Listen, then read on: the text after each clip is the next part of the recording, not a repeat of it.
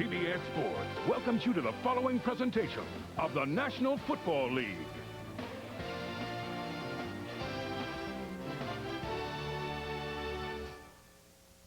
Hi again, everybody. Jim Nance, and welcome back to the NFL today. Coming up for all of you, the San Diego Chargers will be taking on the Denver Broncos for the second time this season. The Chargers beat them down in San Diego last month, 28-10. Doug Flutie, after a concussion a week ago, will return to the starting lineup for San Diego. Meanwhile, in the Broncos backfield, Terrell Davis, who looks solid in his return on Monday night, he'll get the start. He's 100% for the Broncos. Dick Enberg and Dan Dierdorf will have the call. We'll see you back here at halftime. Enjoy the game right here on CBS. Subway presents Fresh Starts. A salute to the game's early season surprises. Subway, eat fresh. Head coach Marty Schottenheimer's Redskins have won 3 in a row as Stephen Davis rushed for 142 yards in the 27-14 win over the Seahawks in Week 8. The Packers have improved to 5-2 thanks to a career-high 169 yards rushing by Ahman Green, including a 63-yard touchdown in a 21-20 win over the Buccaneers. When it comes to food, a lot of places have silly ideas to bring you in. But once you get to the taste, where's the fresh? Hey, Clucky, want something made fresh? Come on. Try one of the new Subway Selects made on fresh-baked gourmet bread. Susie? Right, Jim. Subway's got 4 new Subway Selects, like the delicious horseradish steak and cheese, all on fresh-baked gourmet bread and all made fresh right in front of you. Whoa, check out that check. Subway! Just kidding.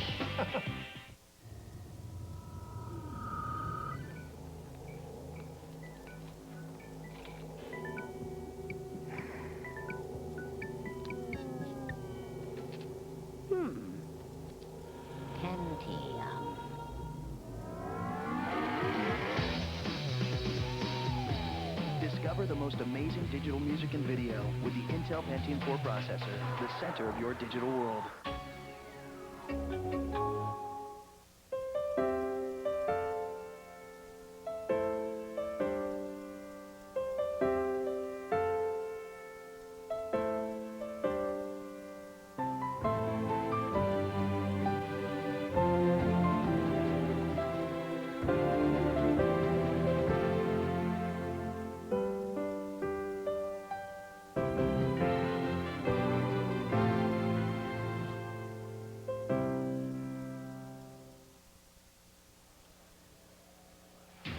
Last year in Denver, the Chargers enjoyed a surprising 17-point lead, only to watch the Broncos stage a spectacular fourth-quarter comeback. It was a snapshot of San Diego's horrific 1-15 season. New season, new team, new leader. Now the 5-3 Chargers, led by miracle worker Doug Flutie, look to take a step closer to an improbable playoff appearance.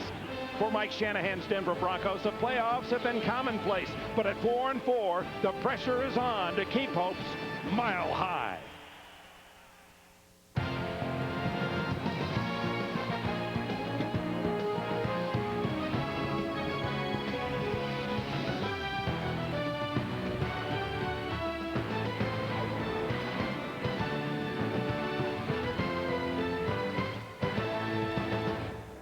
On a beautiful day in Denver, a long-time rivalry is renewed. It's the Chargers and the Broncos.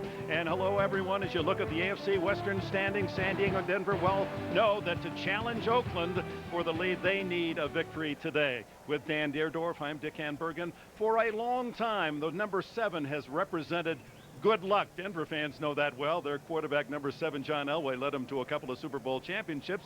San Diego's trying to pick up that Q. Their quarterback wears number 7. And they've done well, Dick. The addition of Doug Flutie, he has taken over the leadership role with the Chargers. He's playing extremely well at 39.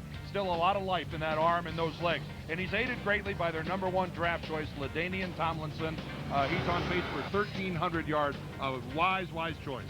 Speaking of important legs, the Denver Broncos welcome back their all-time leading rusher Monday night, Terrell Davis. And speaking of having some little pep in his step, Terrell looked very good against the Raiders. Look for him to get at least 20 carries today. On the other side, look at Rod Smith, the NFL's leading receiver. There's late breaking news involving the Denver Broncos. For that, we go down to Bonnie Bernstein. Hi, Dick. We'll talk about getting blindsided. Mike Shanahan just told me about 5 minutes before the Broncos team meeting last night, starting receiver Eddie Kinnison walked up to him and told him he's retiring because he doesn't love the game anymore. Bad timing, A, because Kinnison took every rep in practice this week, and B, Denver's already down one starting receiver in Ed McCaffrey. Kinnison led the Bears and Saints in receiving the last 2 years respectively, but has struggled to fill McCaffrey's shoes. And Shanahan told me after that meeting, I told Kinnison to check out of the hotel, and guys, no surprise, he's not on the field today. Thank you, Monty. And Keith Poole, apparently the veteran from New Orleans, will be the starter. Temperature in the mid-60s. It's a perfect day for football, as Jason Elam been troubled by short kickoffs this year, and Ronnie Jenkins is at the other end. Jenkins turned one back 88 yards for a touchdown in the Chargers win at San Diego a couple of weeks ago. We're underway in front of 76,000. Elam drives it to Jenkins at the goal line. And he slides down at the 15-yard line. Covered there by George Coghill, and here comes the oldest quarterback, the shortest quarterback starter in the National Football League, the incredible Doug Flutie. There is numbers this year, the big numbers for him throughout his 8 seasons in the NFL, and of course everywhere else he's played. He's a winner as a starter, and in the NFL his record is 35 wins, 17 defeats as a starter. John Butler, the former general manager at Buffalo, acquiring him to be the new quarterback. That's why he came to San Diego. He wasn't going to be a backup. He'd be the starter. It's LaDainian Tomlinson, the rookie, and he's toppled after a gain of 2 by safety Kenoy Kennedy. And here are the Chargers starters on offense. Up front, it's McIntosh, Roundtree, Jaycox. They praise his work this year. Graham and the veteran Vaughn Parker. In the backfield, the rookie from TCU, LaDainian Tomlinson, the Doak Walker Award winner a year ago. McCrary, the blocker. Graham and Conway, veteran outside receivers. Freddie Jones, one of the top tight ends in the league. Mike Riley in his 3rd season, surviving that 1-15 disaster a year ago. That's McCrary in motion on 2nd and 8. Flutie's first throw complete in the flat to Steve Hayden. Only the 4th catch of the season for Hayden, a 3rd-year tight end out of South Dakota State.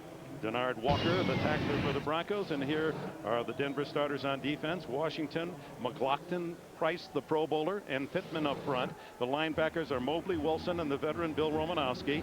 And in the defensive secondary, Delta O'Neal with 6 interceptions, Brown and Kennedy at safety, and Denard Walker at the other corner. Mike Shanahan in his 7th year, a couple of Super Bowl wins. This is a very big game for the Broncos at 4-4. Flutie throws, deflected, incomplete.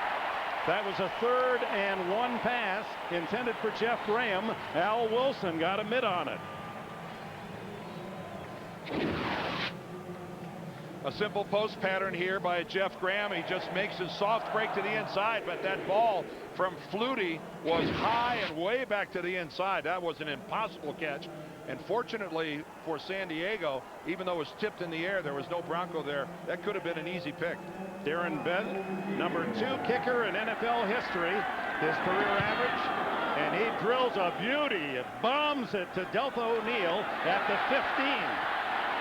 25-30. And tackled at the 31-yard line. O'Neal, who has returned a punt and a kickoff for a touchdown in his 2 seasons here in Denver. Here comes Brian Greasy.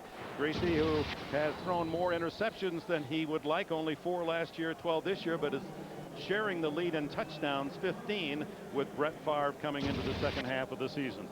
Out of the University of Michigan, at Oakland on Monday night, had a couple of touchdown throws, but also 2 picks. And he explained that unlike last year, the Broncos have started slowly and they're playing catch-up football, and he's trying to make things happen and has to force some throws. It's called the loss of Ed McCaffrey. His first throw is complete to Keith Poole. Poole getting his first start as a Denver Bronco, a 4th-round pick by New Orleans out of Arizona State in '97. Front 5, Teague, Friedman, Pro Bowler Tom Nalen, Neal, and Lepsis.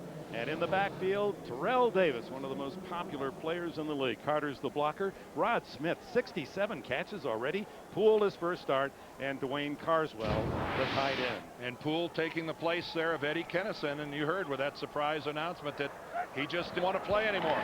Second down and 6, and the pass to Terrell Davis is off his fingertips in front of safety man Rogers Beckett. The Chargers defensively, and that has been their strength even in losing seasons. Marcellus Wiley, what a pickup. He has 7.5 sacks. Carson, Perrella in the middle, and Rayleigh Johnson with 5.5 sacks. Dixon Ruffin, 10 consecutive Pro Bowls. Junior Seau. Tay Cody from Florida State, a rookie, and Ryan McNeil. He has 6 interceptions. Beckett and tough hitting Rodney Harrison at safety. On third down and 6. The throw complete. Tony Carter, a rare play designed for Carter, who has only 3 catches all season. That one good for a first down. Ruff made the tackle. Well, that was a third down brought about by the fact that Terrell Davis dropped the football. It was a good throw by Greasy and another accurate throw by Bryant. And that's just a good possession route to the receiving fullback, Tony Carter. Again, they're still working, trying to compensate for the loss of Howard Griffith, who's been such a wonderful fullback for the Broncos for years. His career over. Terrell Davis across the 50 and into Charger territory with a good gain on first down. Beckett, who played his football at Marshall, made the tackle. Did you see Rodney Harrison kind of slap Terrell Davis up on the helmet? That was a welcome back to Terrell Davis, who was telling us in the Monday night game against Oakland, contrary to what you hear about the Raiders, that a lot of them were saying welcome back, Terrell. It's great to see you on the field. Lots of pats on the back. It really touched him. He felt he felt that the guys really were glad to see him back. Second and a short 5, and whoa, is Davis hammered as he tries the left side as Gerald Dixon at linebacker filled the hole. Now that's what happens after the greetings are over. We're glad you're back, but we're going to hit you as hard as we possibly can. Absolutely nothing there for Terrell Davis. But again, what's key for the Broncos here is that Davis had the arthroscopic surgery on September the 20th, and he seems to have no effects from that surgery whatsoever. He feels good. He's practicing. Doesn't have a lot of swelling. This would be a much needed addition as Orlando Ruff, you see, heads off the field, the starting middle linebacker for the Chargers.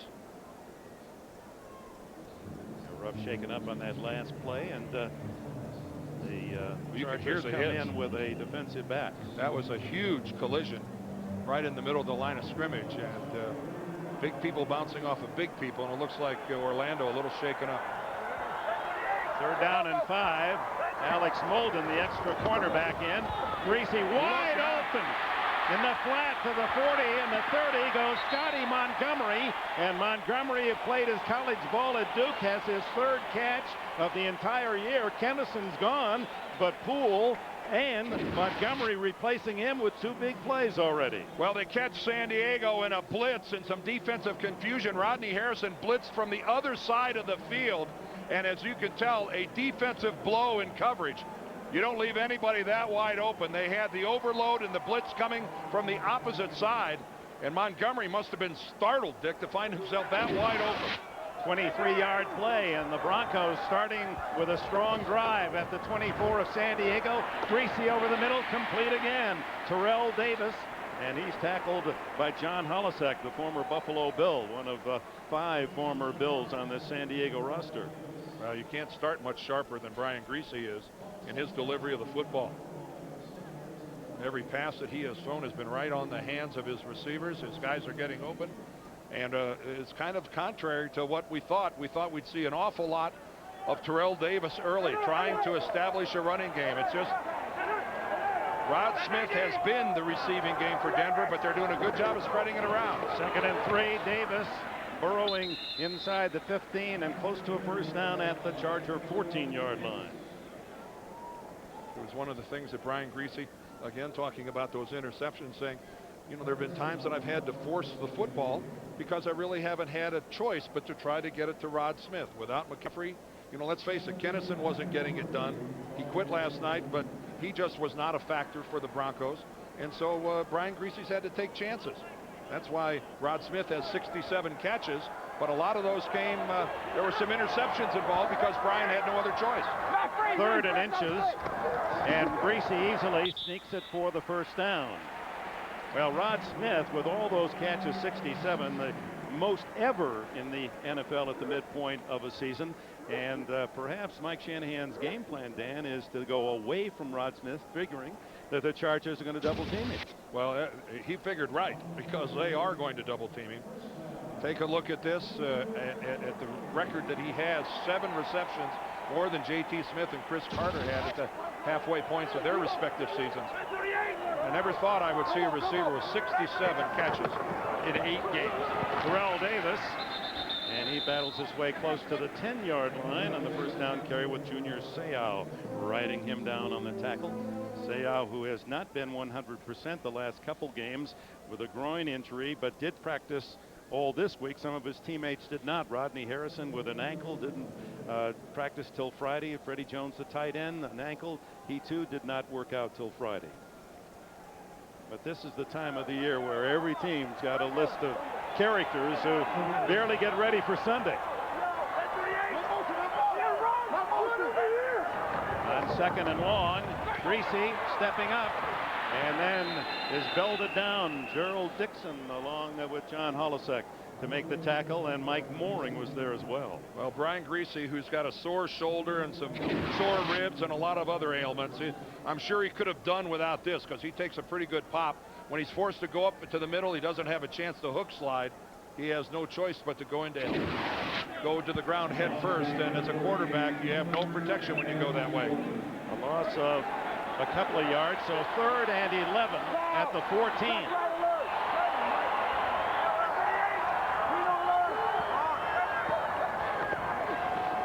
Greasy gets away from pressure. Wiley couldn't get him. Now the throw complete on the sidelines, and breaking a tackle, and finally brought down is Desmond Clark, the 255-pound tight end from Wake Forest. The Chargers had him 5 yards upfield. He almost broke it into the end zone. This was a wonderful job. Marcellus Wiley is the guy who forces Brian Greasy out of the pocket. He got around Lepsis, and I didn't think Brian was going to find. Right here, though, go upfield. He makes that decision, Clark does, to go parallel to the line of scrimmage, trying to make the big play, and he comes up a couple yards short. So there's a timeout. Elam about to try a short field goal for the early lead.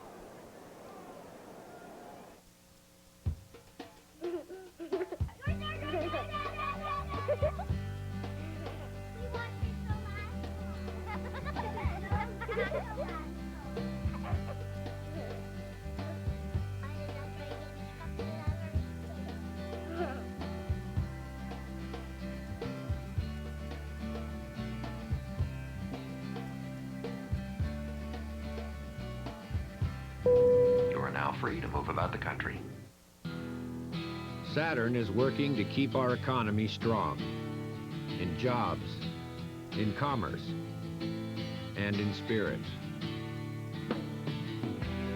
As part of that effort, we're providing interest-free financing on every new coupe, sedan, and wagon we make.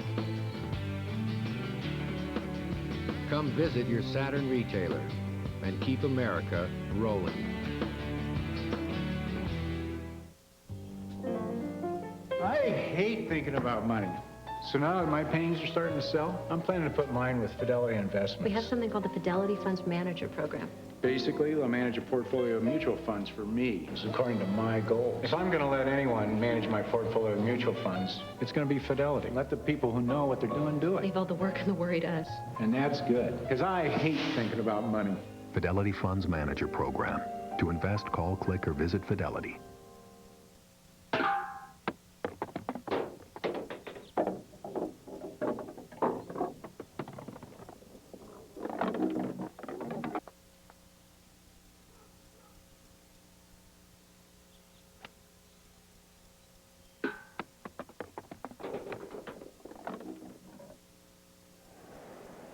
And welcome back. On the injury is to one of the Chargers' outstanding players, safety man Rodney Harrison, and both teams have left the field for the moment, so that hints of it being a serious injury. Rodney Harrison in attempting to make the tackle. Here he is right here, number 37. can see he gets a leg caught in an awkward position, and he tries to get up. He starts to get up, but then goes back down. It's really tough.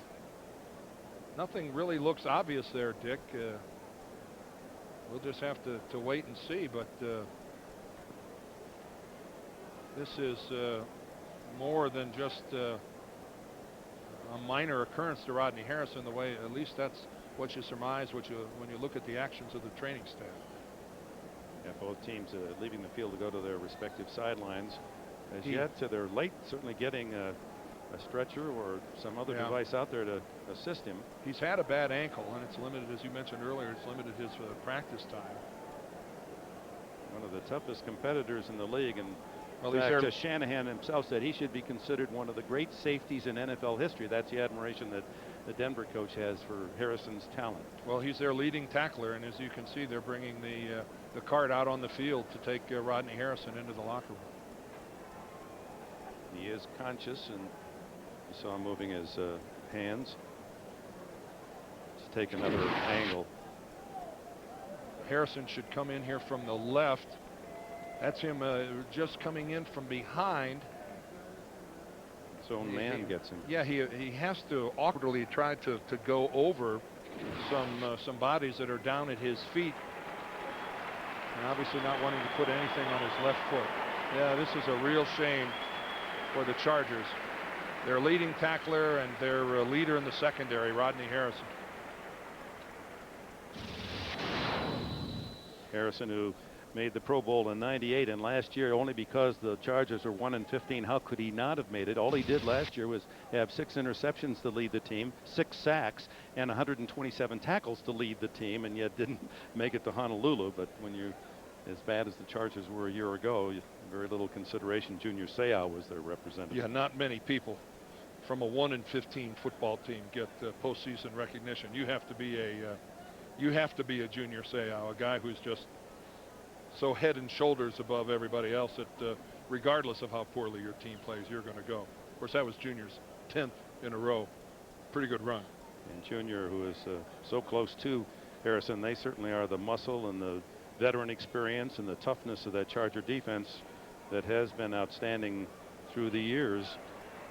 They were, even last year, second in the NFL against the rush, allowed only 3 yards per carry, Baltimore being number 1, and Harrison off to the...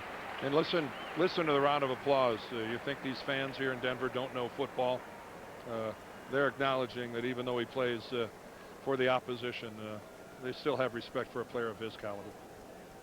Well, as soon as Bonnie Bernstein can get us an official report, of course, you'll hear the full details. Jason Perry, number 31, will replace Harrison, if you can replace him.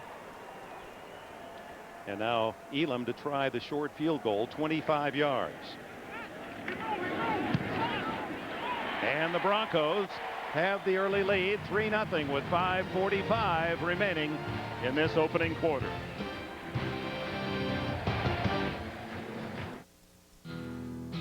Saturn is working to keep our economy strong in jobs, in commerce, and in spirit. As part of that effort, we're providing interest-free financing on every new coupe, sedan, and wagon we make. Come visit your Saturn retailer and keep America rolling.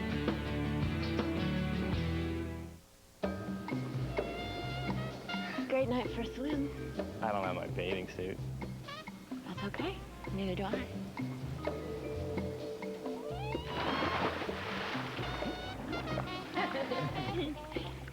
It's the moon.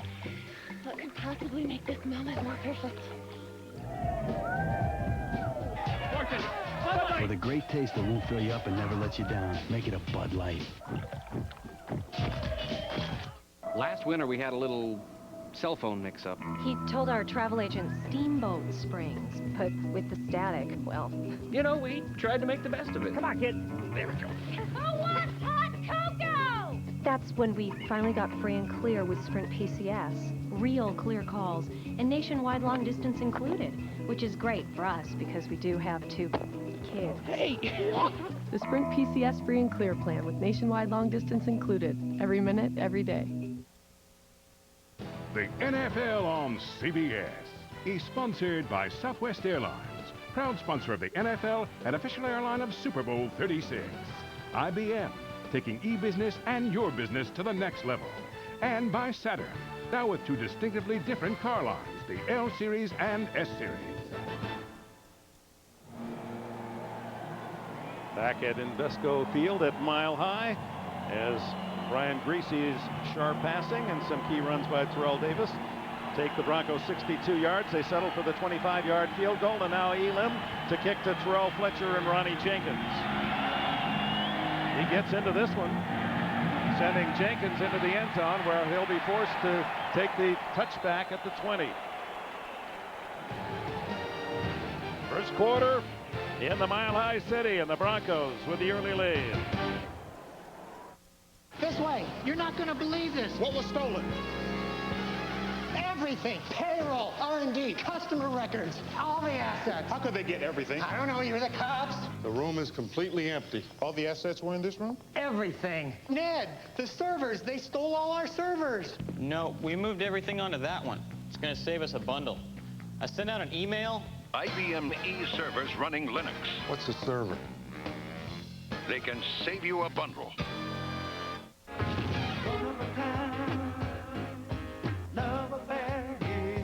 You're gonna fall in love with the new grilled sourdough bacon cheeseburger at Burger King. Indulge your craving in a hot, delicious quarter-pound of flame-broiled beef with melted Swiss cheese and 4 strips of crispy bacon, stacked up on 2 slices of grilled sourdough bread. It's for a limited time, so head over to Burger King today and get ready to fall in love.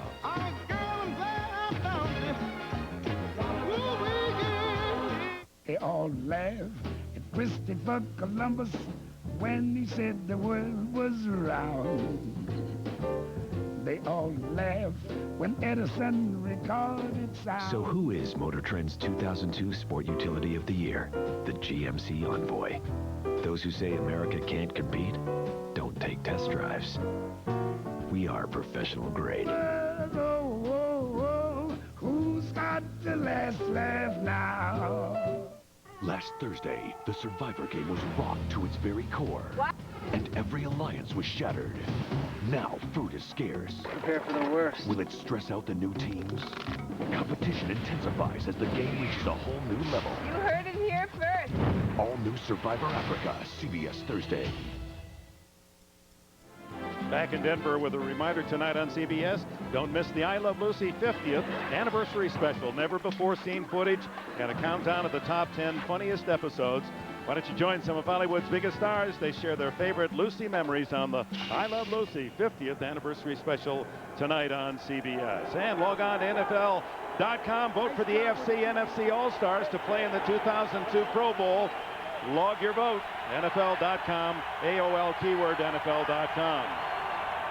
First down from the 20, and it's Tomlinson darting through a hole, and a gain of nearly 9 before Al Wilson can trip him up with an assist to Chester McLaughlin.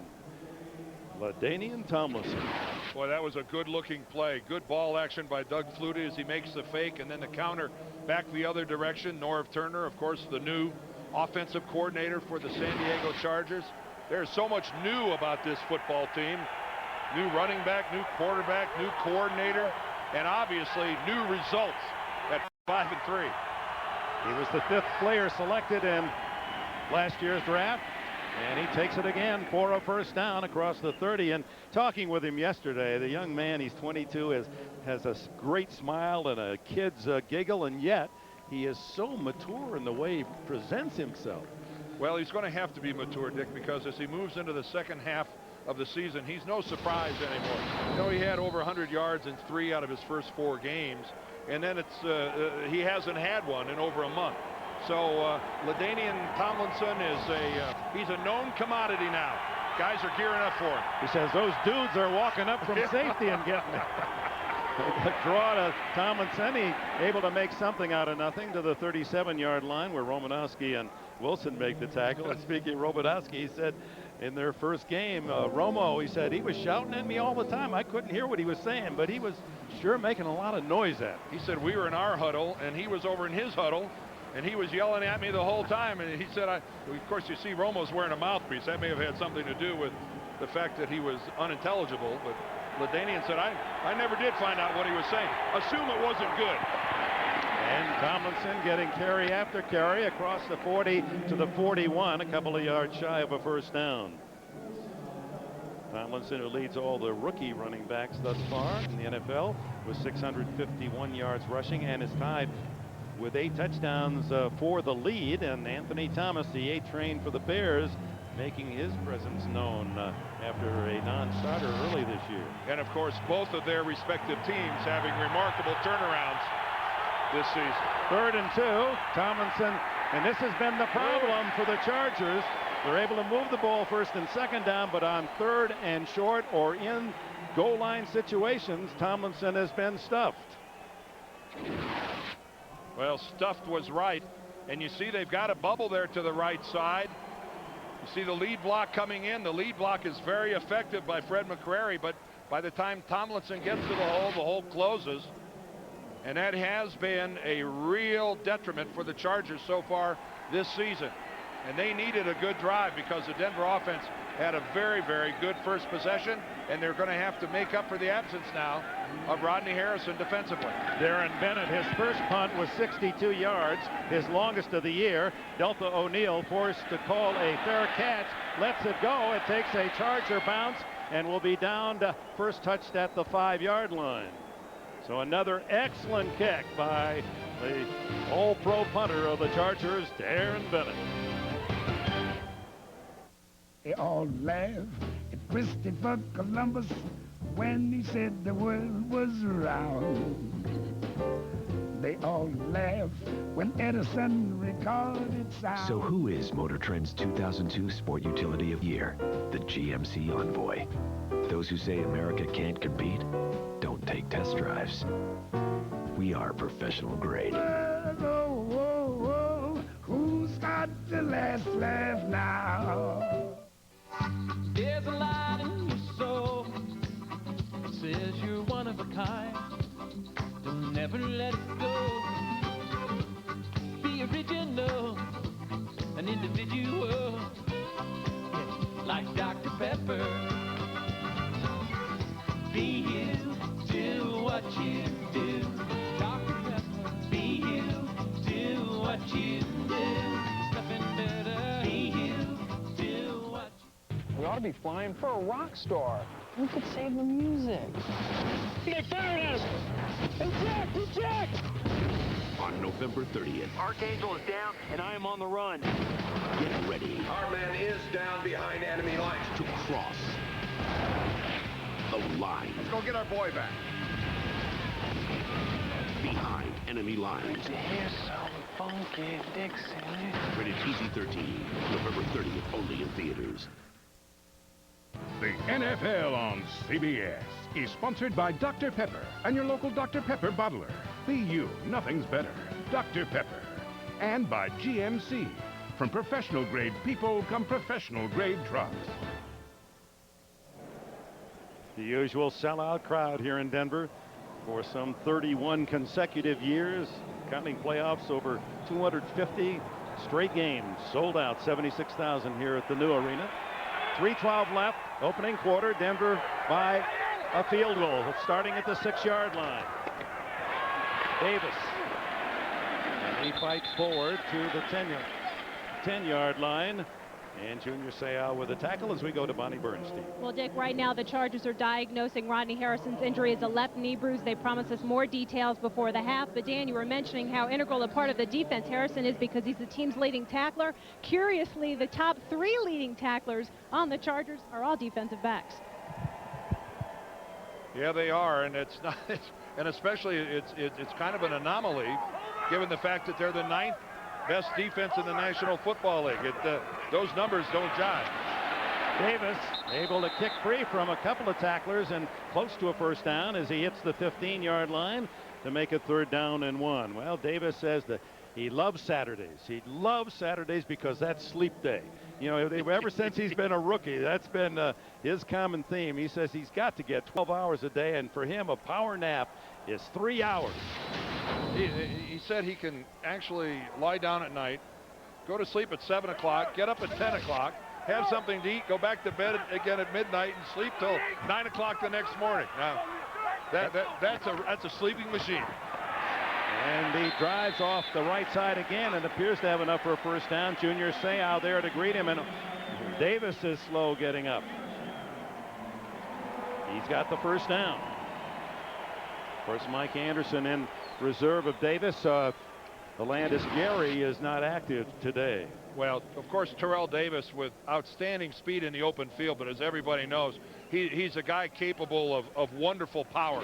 He was following Tony Carter that time and took advantage of the fact that Carter got a good lead block, but Carter was the guy that was a little stunned after that. Mike Anderson now in a tailback, and he gets the handoff, spins out of a tackle, and then is bumped rudely by John Holisek at the 20-yard line. Well, of course, everybody knows that there's 3 outstanding running backs here in the Bronco organization with Terrell Davis, Mike Anderson, and Olandis Gary. Olandis Gary not suited up for this game as he's not a major contributor on special teams, so it's Anderson and Davis that'll share the running back duties. But all 3 of those guys have had 1,000-yard seasons to their credit. Talk about a luxury, Dick. Not well, Mike Shanahan he can go deep, deep, deep on the depth chart. Greasy on 2nd and 7. Oh, and they handled the blitz. Here go, Bob. Almost intercepted as flying across the field was Tay Cody and Rogers Beckett. Boy, they all come flying right up into the middle and they get blocked. Take a look at everybody looping in. We're going to see loops from all directions here, but it's really picked up pretty well. Junior's met right at the line. Brian Greasy kind of floats out of the pocket on his own. He's not really flushed, but credit the Chargers secondary. They really didn't give him a target. Oh, 3rd down and 7. There's Rogers Beckett. In his 2nd season was a number 2 round pick a year ago. He's their 2nd leading tackler. Empty backfield. Here they come again. And the throw is incomplete, intended for Scotty Montgomery. And the Broncos will have to punt. Leonardo Carson applying pressure on Greasy. Well, they're going to walk right up in the middle, and they're going to penetrate. They're going to try to blitz both gaps on either side of the center. Take a look at it right there. But again, pretty well picked up. You got to leave somebody alone. Everybody made the adjustment, but the ball just a little bit to the outside. Brian having to throw it, falling backwards, just delivers one a little low and away.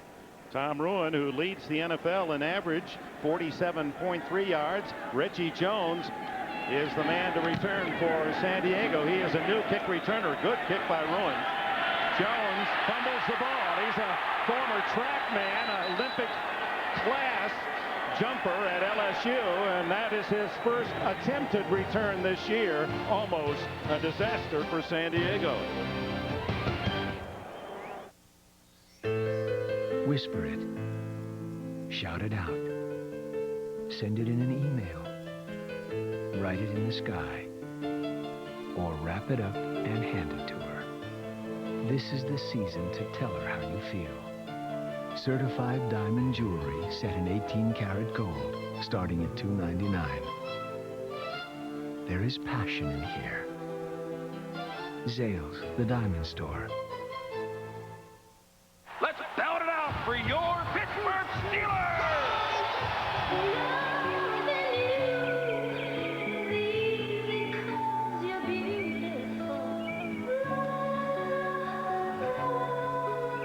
I don't care what stadium you work for, all right? If you want to write a check for who let the dogs out, I'm still going to need to see some ID. Next time, use the Visa check card instead of cash or checks. It'll get you in, out, and on with life.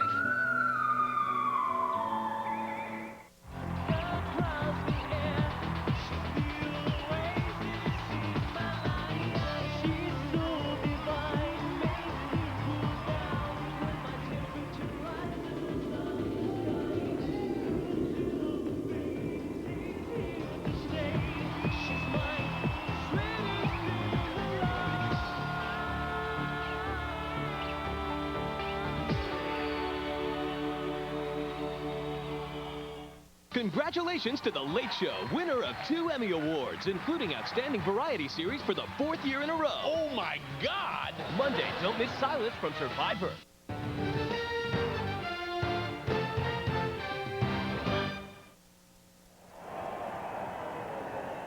Reggie Jones staring into a very bright sky, not directly into the sun, but you'd have to think it's a factor as he's right there and he muffs the punt, has it go right through his arms, and fortunately nobody from Denver was close enough to scoop it up right away. Tim Dwight, who has been returning punts and is one of the best in the league, a collapsed lung in the game against Kansas City last week, so he is not going to be in uniform today. Flutie, all kinds of time, now flips one to Tomlinson, incomplete at the 23. He looked deep, but good coverage by the Broncos secondary. Yeah, well, Doug Flutie, I think, even fakes out LaDainian with his scramble up the field. Looks like he's going to take off with it, chucks it sidearm, and it kind of floats on him a little bit.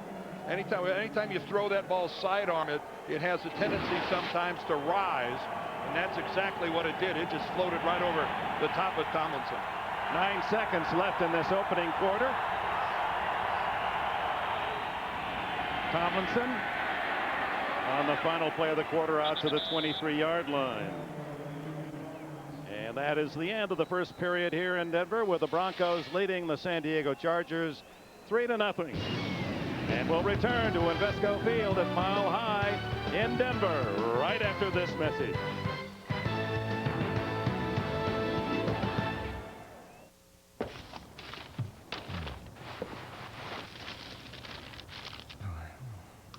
The handcrafting, the pruning, the selection, the anticipation, the patience, the timing, the moment. Turning leaf, handcrafted for moments like these. Americans have places to go, things to do, so they go Midas. Alignment, we do that. Air conditioning, we do that. Brakes, we do that. So for total car care by certified technicians, who does it all? Midas. We do that. Swordfish. Buy it today. Access the DVD with 2 alternate endings, 2 gripping documentaries, commentary, and much more. Not everything ends the way you think it should. Swordfish. Buy it on DVD.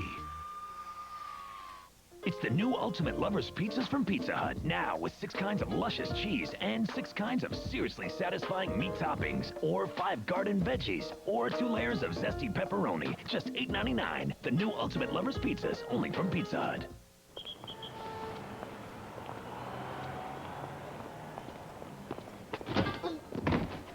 How safe is your retirement plan?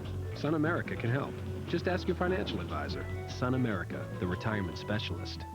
You've got to watch CBS Thursday. First, a crime scene leads to murder with a king. Human beings are capable of anything. All new CSI. Then, on the border of Pakistan, the CIA has an informant they think is working for the enemy. Can you find the clue that holds the answer? All new agency after CSI. CBS Thursday. You gotta watch. Back in Denver for the second quarter, and a reminder for the best NFL coverage on the net, including expert analysis and live scoreboards. Go to cbs.sportsline.com or AOL keyword CBS Sportsline. First play of the second period, 3rd down and 5. Chargers at their own 23. Flutie, the quick throw, complete at the 33-yard line. Jeff Graham, no, it's Curtis Conway. Conway, who leads the Chargers with his 35th catch of the year.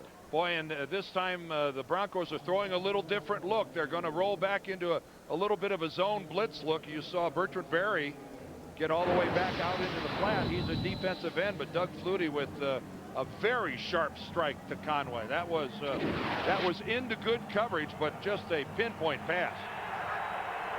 On first down, into the flat, complete to Reggie Jones, and Jones only his 3rd catch of the season, as he has become the number 3 receiver as well as the punt returner for Tim Dwight.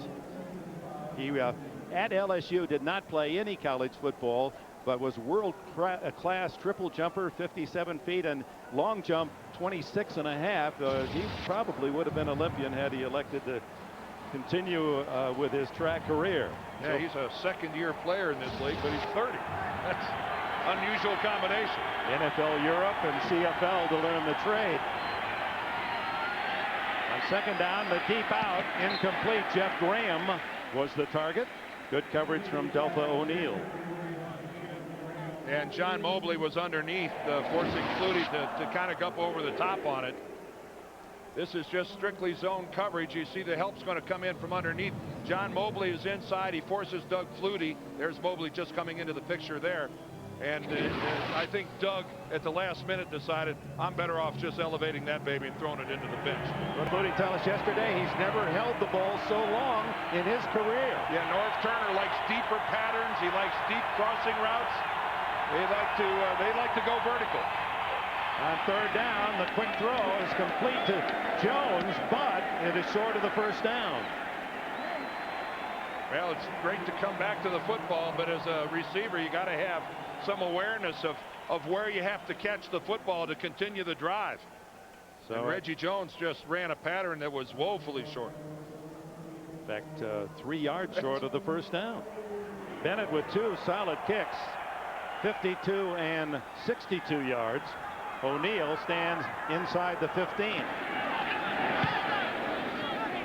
And the former Australian rule star sends it to the goal line and into the end zone. Broncos will start at their 20-yard line when we come back with a 3-0 lead. Battle here in the AFC West. Morning. How'd you sleep? Good. Oh, I slept great. Must be that fresh mountain air, you know? Nothing like it.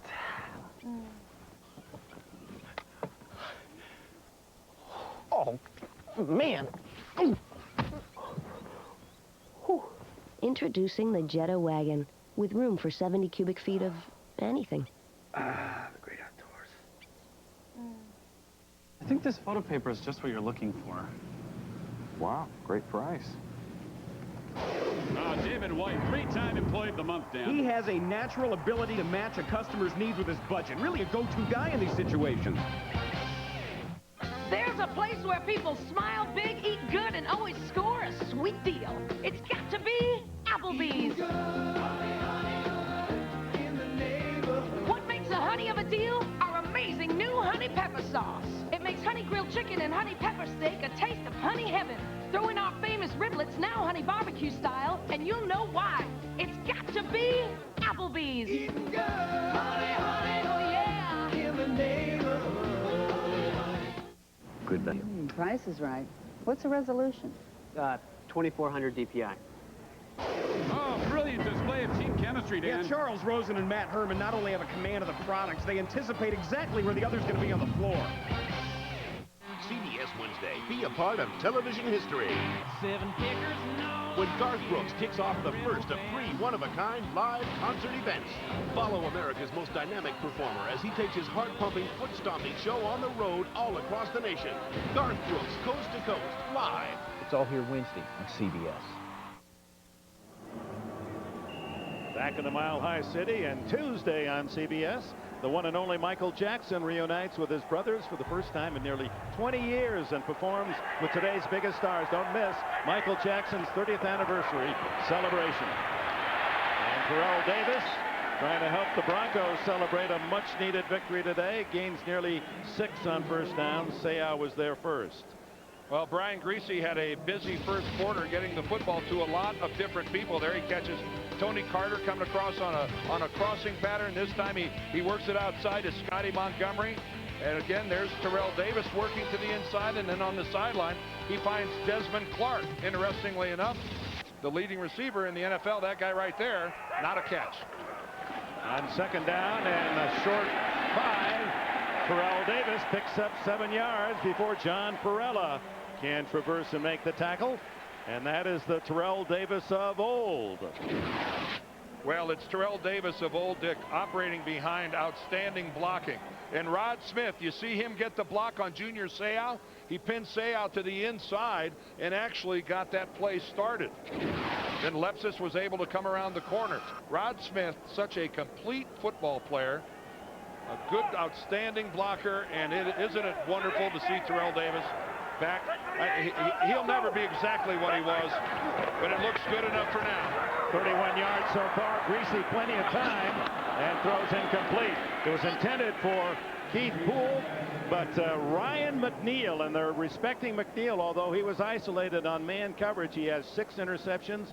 He's tied for the NFL lead with Delta O'Neal of these Broncos and Doug Evans of Carolina, and working on the old-time San Diego record of 9, which happens to be held by another McNeil. Remember, you old-timers, Charlie McNeil, back in 1961, had 9 picks.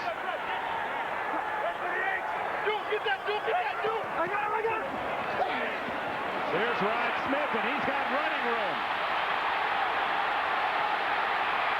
He may go all the way. Oh, he trips up and goes down at the 36-yard line. John Perella was able to hustle back and get a hand on him. What a play by a defensive tackle to get downfield and save a touchdown. That's exactly what John. First of all, it's a blitz. Junior comes in untouched. What a perfect call. A screen pass away from the blitz. That is just a piece of good fortune for the Broncos. And watch Perella. Now you got to blitz up the middle. This is a wonderful call. And then when Rod breaks it back to the middle, Perella, boy, that was a sure touchdown. Now on first down, Terrell Davis, and he's in the open and has another first down to the 26 before McNeil and Perry in the secondary can make the stop.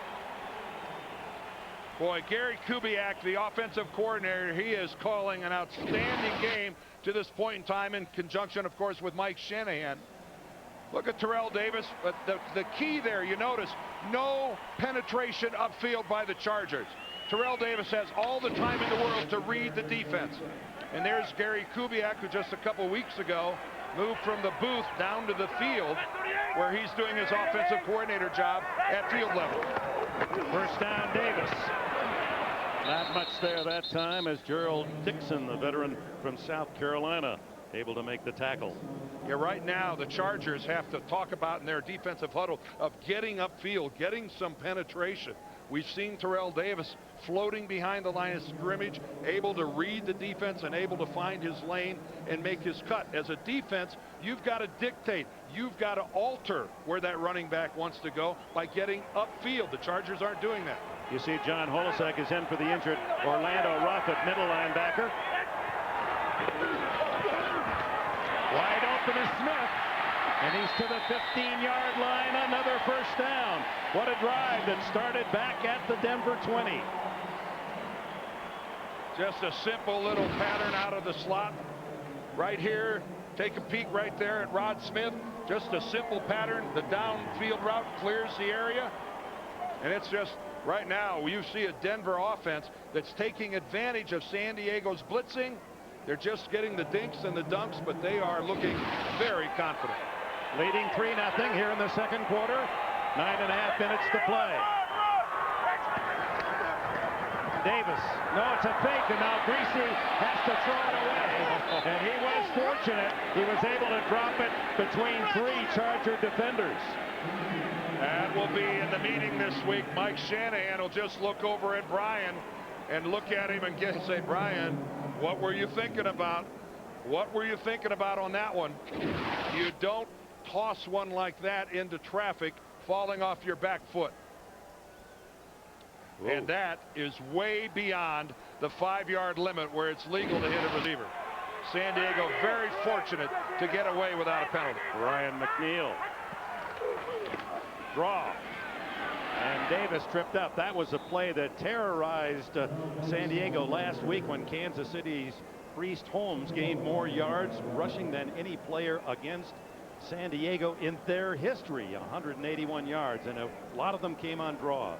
And Kansas City went over 200. They had 201 for the game, and anytime something like that happened, and keep in mind this was a defensive team that was only allowing 81 yards a game prior to that, so they were a little shell-shocked. I'm suspecting they had a pretty fast-paced week of practice. Timeout, Denver. They came from every corner of the country, from small towns and big cities. But they all shared one thing in common. They belonged to a family called Marines, a tough and determined few dedicated to protecting everything we hold sacred. And still, they come. celebrate the 226-year history of those proud few who have earned the title Marine. The tailgate crew is coming.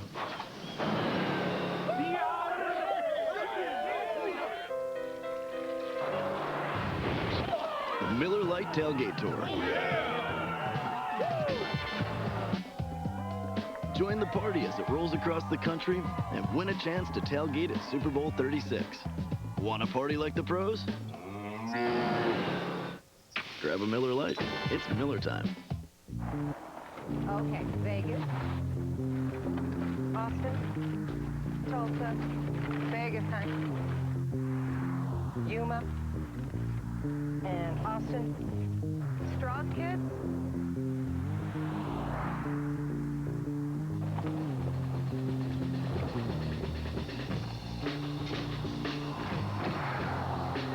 Phoenix, huh?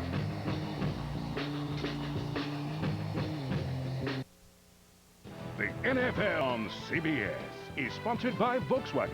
On the road of life, there are passengers and there are drivers. The United States Marine Corps. For 226 years of faithful service, thank you, Marines. Happy birthday. And by Miller Lite. Grab a Miller Lite. It's Miller time. Back in Denver, where the Broncos threatened to add to their 3-0 lead. Yeah, you Garth Brooks fans, mark down Wednesday night on CBS, a one-of-a-kind concert event, live coast to coast, Wednesday on CBS. Broncos with the ball at the Charger 14-yard line on this magnificent November Sunday in Denver. Snowstorms are due any moment, aren't they? Where are they? As Greasy drops back deep and looking to the end zone, and he hits Terrell Davis just as he was hit. Junior Seau made the tackle, and Marcellus Wiley leveled Greasy as he released the ball. Boy, though, it's not that Brian didn't have time to look downfield. He plants his feet, he sets, he sets, he sets. That is just nothing short of superior work defensively by the Chargers. And you're right, Brian takes a big shot, but you can't stand in the pocket for 6 or 7 seconds without taking a big hit. It's going to come eventually. Elam, who made good on a short 25-yarder. This one is 29 yards out of Ruin's Hole.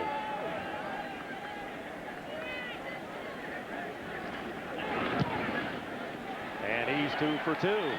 A couple of field goals for the Broncos, and Mike Shanahan's team has a 6-0 advantage.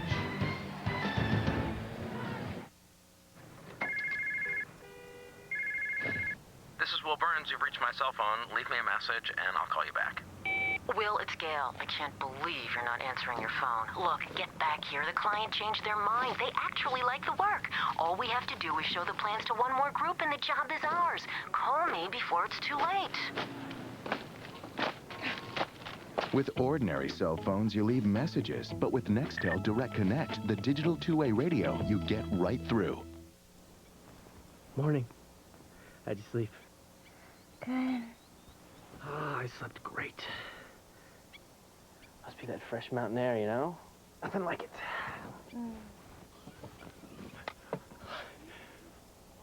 Oh, man. Introducing the Jetta wagon, with room for 70 cubic feet of anything. The great outdoors. Tonight, I ask you to take my sin and the sins of my family into your merciful heart. Anthony Soprano, we have a warrant to search your house. Baby, You just can't stand to see me happy. It's over months ago. Yeah, no different than yours. I'm a no movie.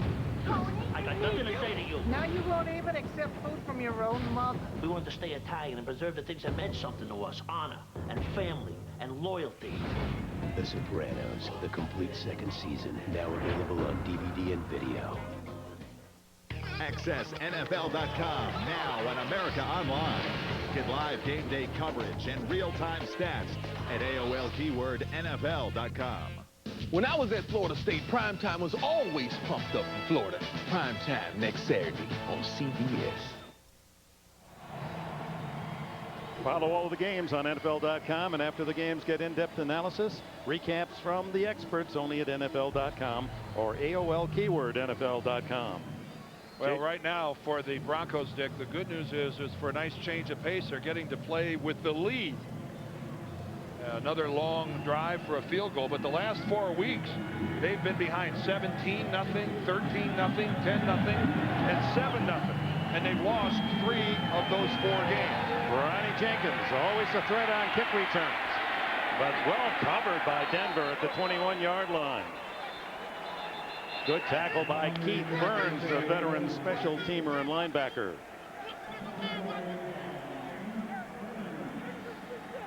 Injured San Diego Charger on the play. As you look at Burns covering the kick. See if we can see who gets hurt here at the very end. Jenkins, I believe, the ball carrier.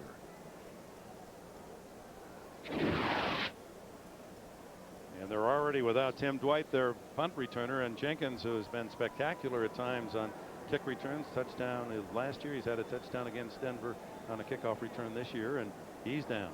88 yards, his trip in San Diego for the opening kickoff score.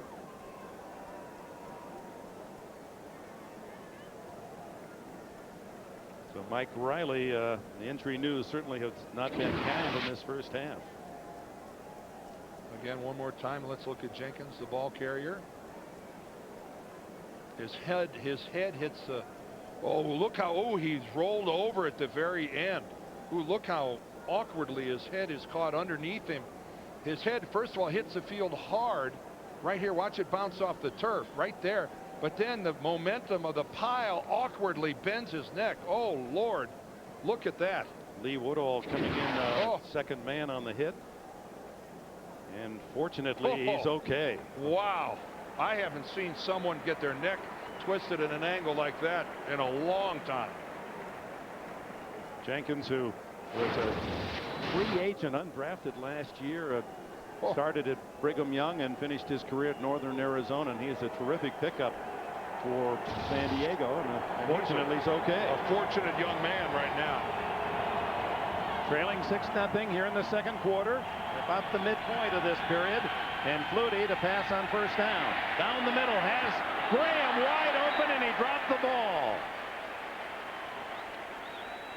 He was clear by 4 or 5 yards.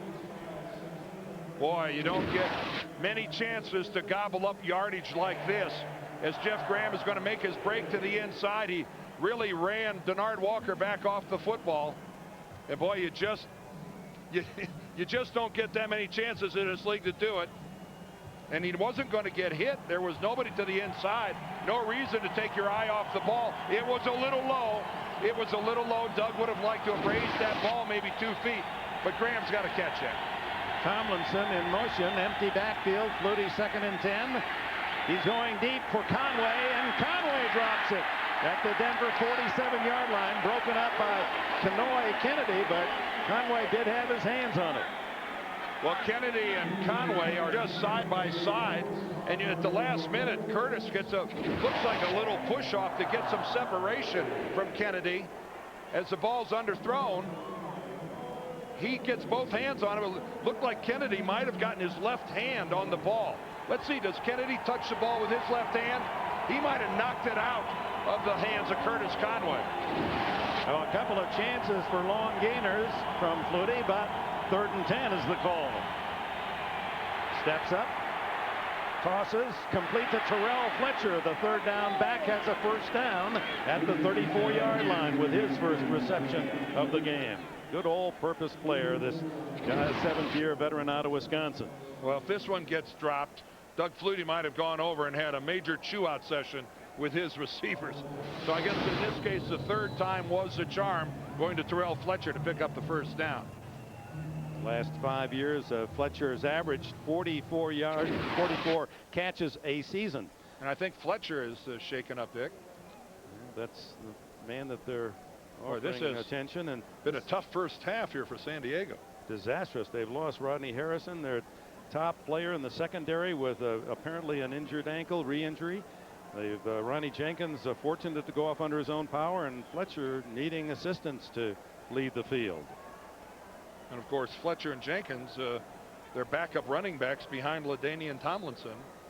There's some serious depth problems now on the San Diego sideline. Well, they've got McCrary and Harris, 2 fullbacks, and only Tomlinson now that seems to be healthy. Let's look at the feet. Oh, you can see where he gets his right ankle and then his left ankle, for that matter, caught underneath on the tackle. Ian Gold, the linebacker for Denver, rolled across the back of both of them. First down. Tomlinson has a hole, and he sprints out across the 40 to the 42, and you can see why they are so excited about this young runner for San Diego. Does he break quickly? He's got some burst, doesn't he? He has really got some. Of course, this is good blocking at the point of attack. He gets a great block from Raleigh Roundtree, his left guard. Damian McIntosh, the left tackle, runs his guy upfield. Kendall Jaycox, the center, who's really been having a good season.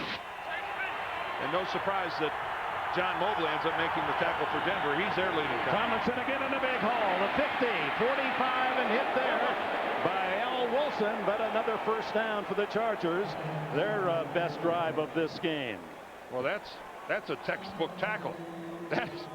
Now that is a picture-perfect job of breaking down and putting a tackle on a guy. Unfortunately for Denver, it came about 12 yards downfield. But look at Al Wilson drive in, pick up the tackler, pick up the ball carrier rather, and drive him backward. But again, great blocking. Tomlinson now with 50 yards rushing on 9 carries. 13 on that one. Flutie, look at the time he has. Nobody open, so he's going to scamper to the sideline and duck out of bounds at the 45-yard line. No gain on the play. Not often in the National Football League that a quarterback gets to look downfield for that long and can't find anybody open. Let's look at it from up top. He's only got 2 receivers going downfield, and you see they are really well covered. And, you know, that's a veteran quarterback. Even at 39, Doug's not afraid to take off. Somehow those Jets haven't aged.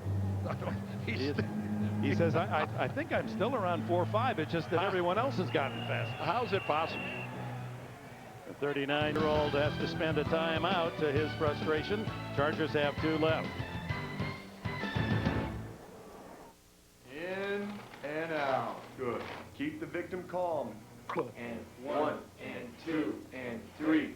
Okay, there you go. That's over 100. Boy, that was some collision between the two. But Doug got nothing on this ball. There it is again right in front of him. But Doug's up in the air kind of when he throws that thing. Doesn't get nearly enough on it. And very fortunate not to be picked off. 3rd and 10, and Freddie Jones, the tight end, is in there.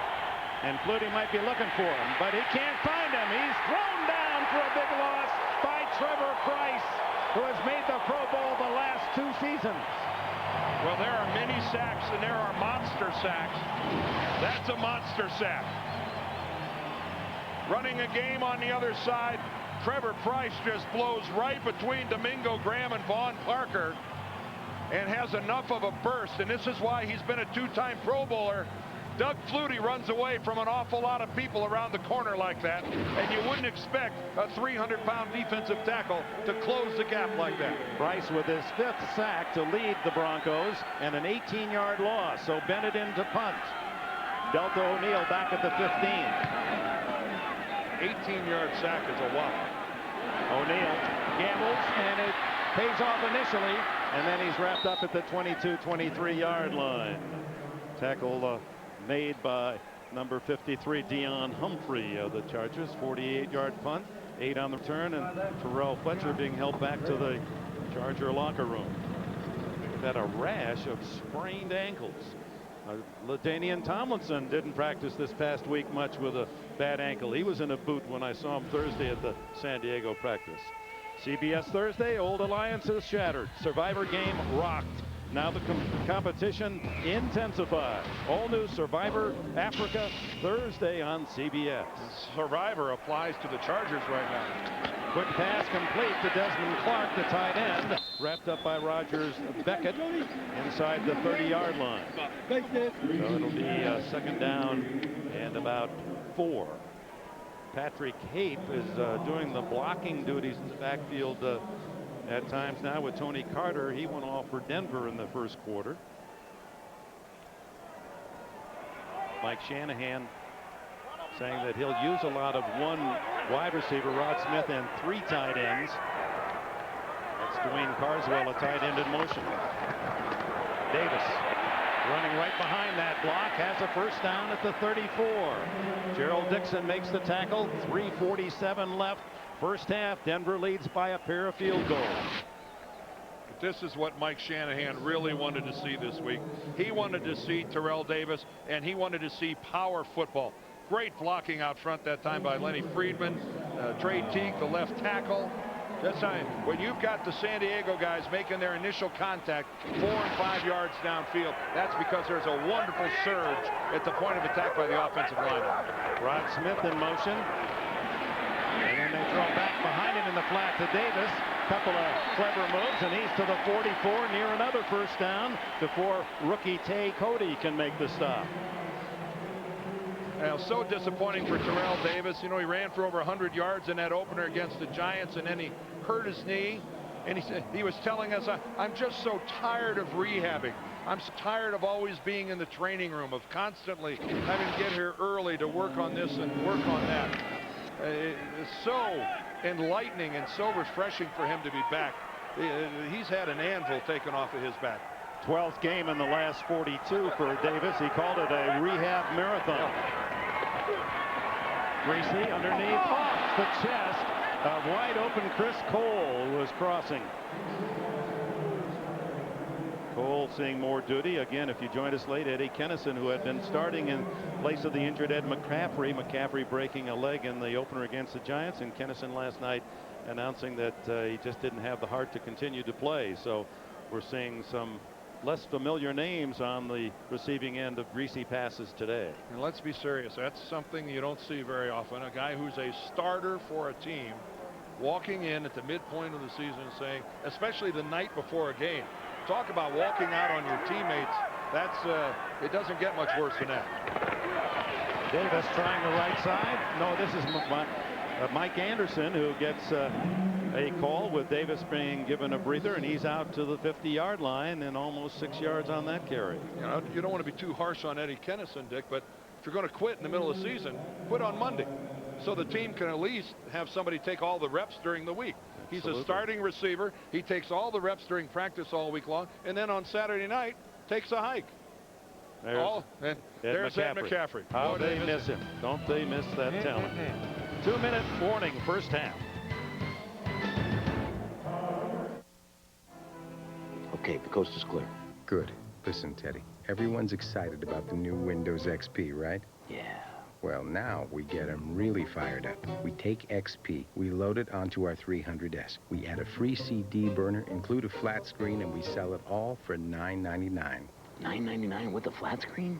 Exactamundo.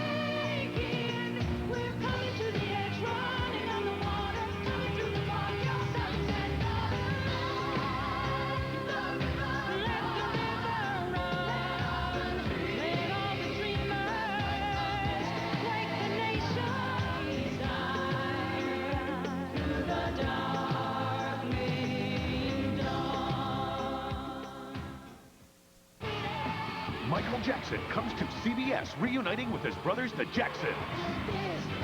All new Michael Jackson special, CBS Tuesday at 9/8 Central. Another Charger heading for emergency attention. Denver has dominated the game, possession time, yet they lead only 6-0. Yeah, well, and the one big plus for Denver has to be that they're so disappointed in the play of their defense against the Raiders. Right. And Mike Shanahan said, I'm going to be more involved. And they have seen a very strong defensive performance here in the first half. They've got another chance to score here before we get to the halftime. So all in all, you'd have to say Denver's got to be pretty pleased with where they are right now. Shanahan said, I'm not going to call the defenses, but I want to suggest things that would give my offense trouble. It should be troublesome to the opponents. At the 50-yard line, Greasy to throw. And wide open is the tight end, Desmond Clark. And Clark, who was a wide receiver at Wake Forest, a big wide receiver to be sure, at 225 pounds, and set the Wake Forest record, 216 catches. And they saw things in Clark as he makes this catch that they found in Shannon Sharp. And he's added 30 pounds, so he's quite a target. Well, and even to be, you know, let's face it, every tight end who plays in Denver for the next 20 years is going to be playing in the shadow of what Shannon Sharp accomplished here. But Desmond Clark, he's a player. So he was third in tight end catches so far this year behind Sharp, who leads, and Tony Gonzalez. So that's the elite company. Denver will spend its second timeout to stop the clock. 1:21 remaining before the intermission. Oh, say, can I have the new software IT didn't approve? Fred, I promised someone remote access. What is remote access? At CDW, we understand what it can be like in IT. That's why we have top name brands in stock, so you get the solutions you need when you need them. Like the HP NetServer LP2000R, great performance and manageability, and a 2U rack optimized server, only from HP. Fred, here is another request that can't be done in time. HP and CDW, computing solutions built for business. Some mighty interesting action again in this National Football League on this Sunday, and you'll get all the news on the Nextel halftime report from Jim, Mike, Randy, and Jerry. All the scores and highlights of the first game, the latest NFL news, plus a CBS News update. America fights back. I don't want to talk about a no-hitter or something, Dick, and jinx it, but we haven't had a penalty yet in this game. No wonder it seems fast-paced. Greasy looking deep, throws down the middle, wide open Smith. And he has a first down inside the Charger 20-yard line. Rogers Beckett finally secured the tackle, and Greasy is going to call another timeout, and that will be the third and last for Denver. That's a strange time to take a timeout. Why would he? He had plenty of time to get up to the football, and did he get hit as he delivered the ball? Well, somewhat, but as John Perella put the pressure on. I guess figuring that he was on the ground, the amount of time it would take me to get down there, that I'll go ahead and take it now. But it's just always nice to have that one timeout in the bank in case you have to get your field goal team out onto the field, which is, of course, what Denver has had to do so far. But I'm sure Brian is thinking nothing but touchdown right now. Then on the other side of the field, you mentioned John Perella's Hussa tackle that saved a touchdown early, or the veteran from Nebraska was Cornhusker Hall of Famer in the offseason. And of course last year his father, they owned a couple of car dealerships back in Grand Island, Nebraska. His father was murdered. They still haven't found any clues to why that all happened, and played with a heavy heart all last year. But he is the real interior spirit of this San Diego team.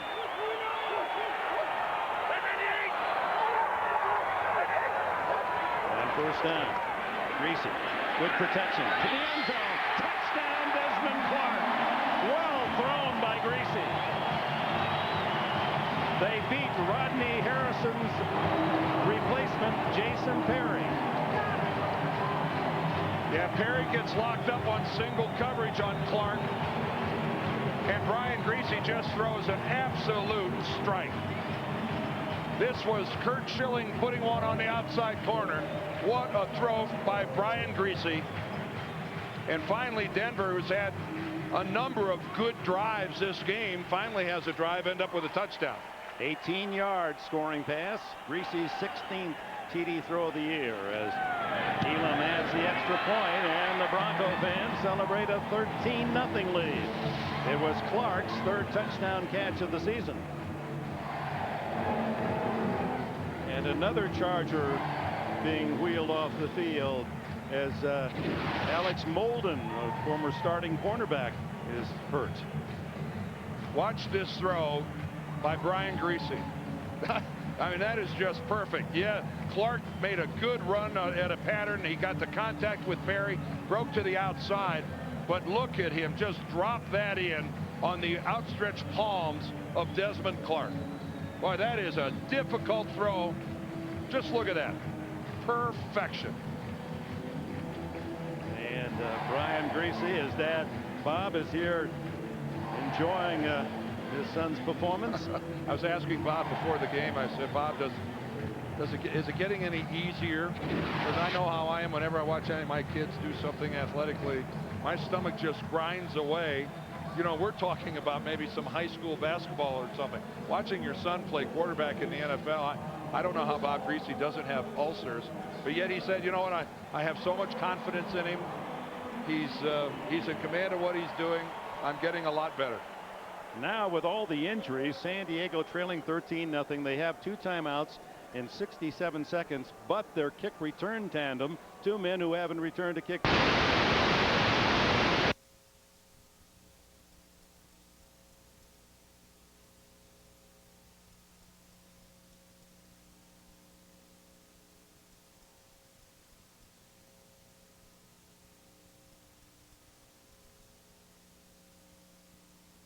Problems at San Diego Tech.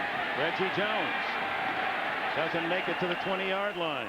Good coverage again with veteran Lee Woodall, the former 49er, there on the hit. Coming up on the Nextel halftime report, Jim, Mike, Randy, Jerry have all the action, all the scores, all the news for you, plus a CBS news update.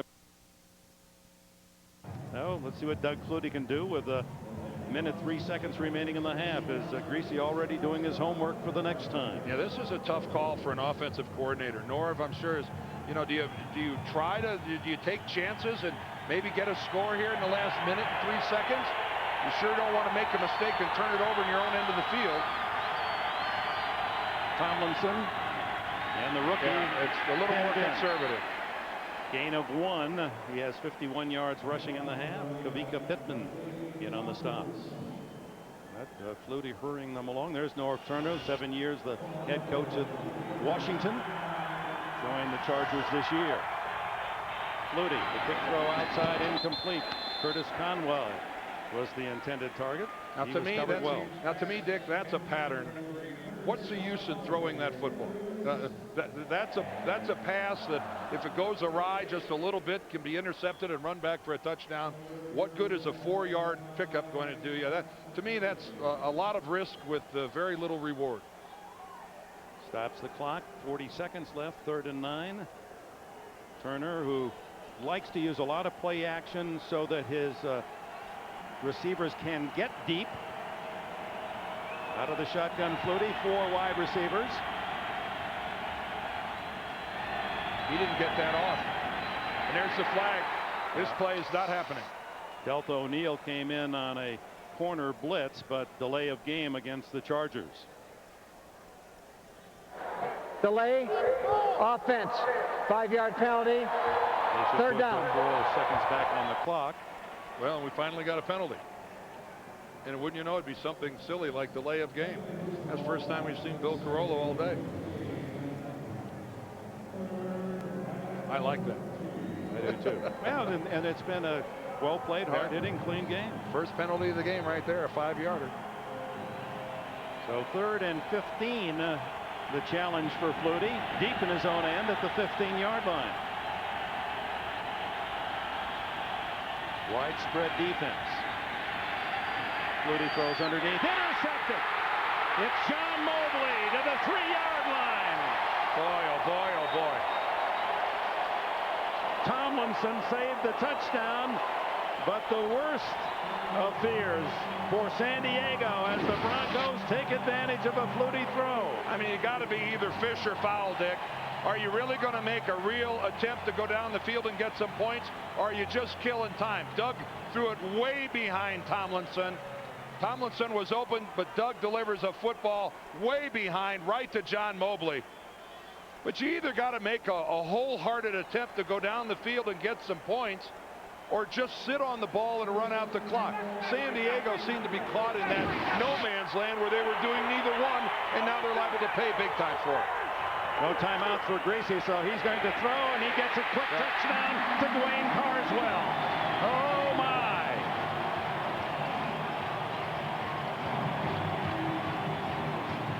The injury suffered by San Diego in this first half, difficult enough to digest, but then this horrendous finish of the half. Either kneel on the ball 3 times. Denver has no timeouts. They couldn't have stopped the clock. If you're content to go in down 13-0, then just run out the clock and go. Or try to make something happen downfield to get down into scoring position. But the Chargers just kind of, I can't tell what they were doing. They didn't seem to be in a hurry to go anywhere, and they made the big mistake that has broken their back. You almost wonder, Dan, with Flutie suffering the concussion last week, even though he said he felt well since Wednesday, if the decision making is as sharp as it normally would be. Well, that's speculative. You raise a point, Dick, that he did have the concussion last week. Regardless, it was a monstrous mistake that Denver, like all good football teams, made them pay for and made them pay quick. Well, Doug knows, yeah, that's on my shoulders. He had a rough first half against Kansas City last week, and then after the concussion, Drew Brees, the rookie from Purdue, came on and led the Chargers to 4 scoring drives and a 2019 lead, but Chiefs were able to win it in the final minutes of the fourth quarter. So Flutie, although we've seen Doug throw the ball well, you know, he threw a perfect strike downfield that would have been a good 30-yard gain, but Graham dropped it. We saw him throw another strike that was mishandled. So, but 5 of 13, you got to look at that. And Mike Riley, I'm sure when he goes into halftime, man, we're not trying to stir the quarterback's pot, but we'll see. Reggie Jones with the kickoff, and he's met at the 20-yard line and embraces the ball with 22 seconds remaining in the half. Lee Woodall another tackle on special teams. And looking ahead to next Sunday beginning at noon Eastern, NFL on CBS features regional excitement. Jets take on the Dolphins, Colts meet the Saints, or these Chargers will meet the first place Raiders. Check your local listings beginning with Jim, Jerry, Randy, Mike, Marcus, Leslie, and Dion on the NFL Today. And what a job Marcus Allen did you on NFL Today. His interview with Emmitt Smith and Barry Sanders, that was terrific. I hated for it to end. Terrific stuff. Tomlinson on the draw, picking up a lot of cosmetic yardage here at the end of the half, out to the 43-yard line with 15 seconds left, and San Diego will spend a timeout. 20-0 Broncos. We pitted Castrol Syntec 1030 against the leading conventional oils in some of the world's toughest tests. The 96-hour TU3 viscosity test. The M111E, designed to break down an oil into sludge. The blistering hot BWIC deposit test. Not one conventional oil could pass all these tests. Then again, there's nothing conventional about Syntec. Castrol Syntec protects in ways other oils can't. 2 greasy touchdowns here late in the first half, give him 50 for the year. As Mike Riley looks on, Greasy, the quickest of any Denver quarterback ever, and that includes John Elway, to 50 touchdown passes.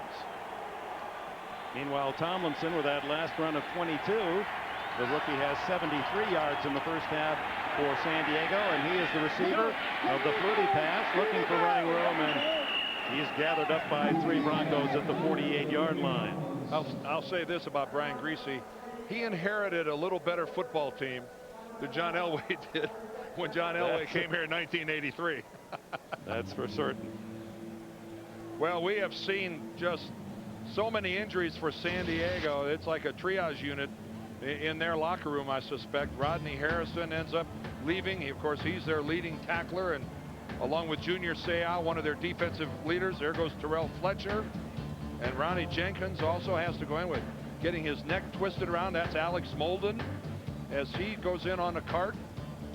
That's just the 4 we know. Jeff Graham has been limping. Freddie Jones came into the game with a bad ankle. Tomlinson has run remarkably well, considering he was in a boot to protect his sprained ankle Thursday and didn't practice all the early week. There are known injuries. Well, Doug's either got to run the fastest 15-yard sideline pattern that's ever been run in 7 seconds, or he's got to launch one to the end zone. I'm suspecting that this thing's headed for the end zone. They go triple right. Now he's got to throw the ball 55 yards. He does. Into the crowd and tipped away incomplete. And that is the end of the first half. The Denver Broncos taking advantage of a superior defense today and the pressure late in the second quarter to pounce on an interception that led to a 20-0 lead. Well, you hope that somebody gets up and on the carom that it bounces to somebody, but that only happens if you're a Chicago Bear. Apparently, Kanoy Kennedy was the man, number 28, who knocked it away. Bonnie? All right, Mike Riley's team down 20-0. What have the Broncos done to try to keep Flutie in check? Well, you know what? We just haven't converted enough third downs. And the other thing is our defense hasn't gotten them off the field, so we've got no rhythm on offense, Bonnie. All right, Coach, thanks. A likable Mike Riley, who played his football at Alabama for Bear Bryant, left-handed quarterback, but he was quickly a defensive back when Bear saw him throw, as he admits. And that is the end of the first 30 minutes here in Denver, with the Broncos leading 20-0.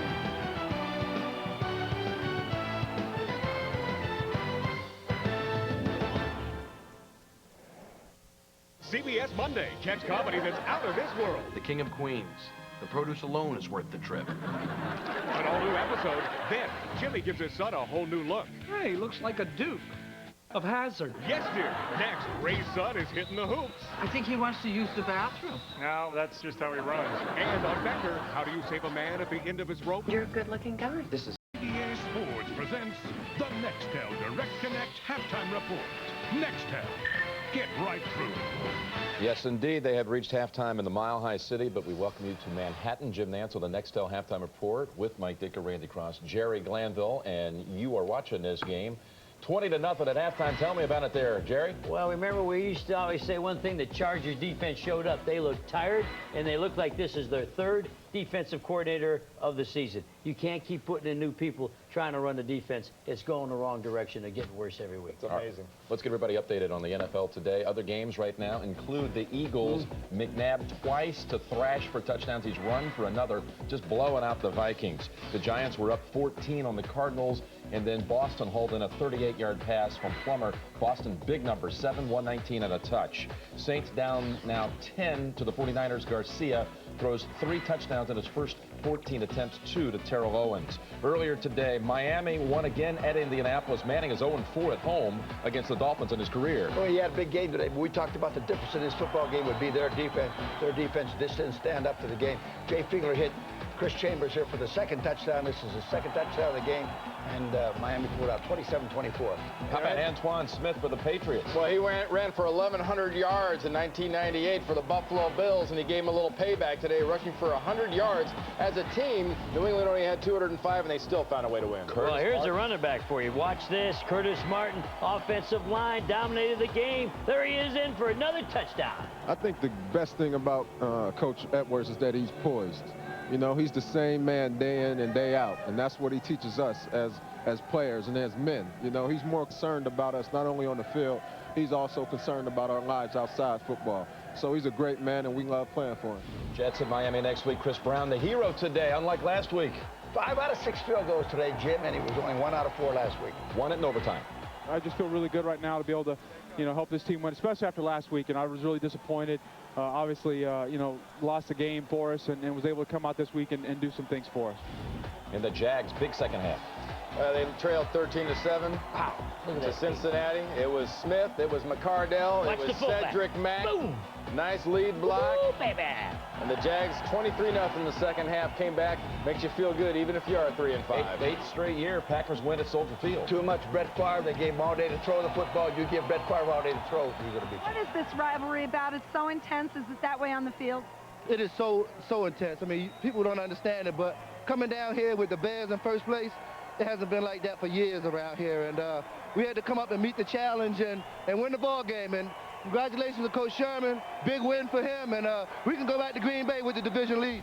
Lions 0-8, worst record since 42. Okay, Gramatica came in for a Dramatica finish. Yeah. With 4 seconds, 35-yard field goal. You gotta love it. Good, smallest guy in the field. And the Rams blew out Carolina. Marshall Faulk entered the field today carrying the American flag. I'm going to steal this line from you, Jerry. He could have carried it all day long and had 183 yards. His backup, Trung Candidate, almost outgained Carolina with 145 yards rushing. Doug Johnson comes in for Michael Vick and wins it for the Falcons. Yeah, they played a couple of quarterbacks, but really the guy that won it was a running back for the Falcons, Maurice Smith. Maurice Smith, he was over 100 yards. And he had the toughness. The game was close, and anybody could have won, and Maurice Smith just took over. All right, Coach. CBS News is next with John Roberts. America Fights Back. Thanks for being with us on the Nextel Halftime Report.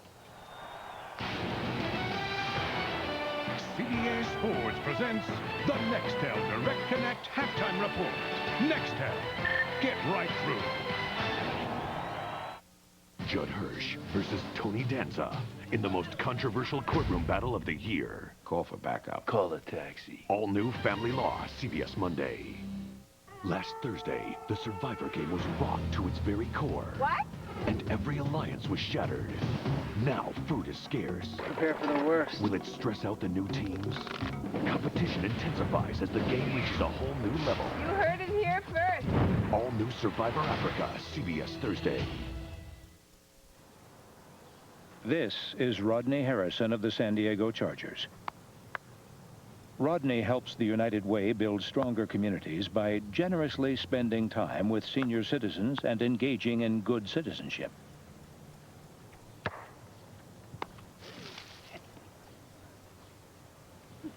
That's messed up.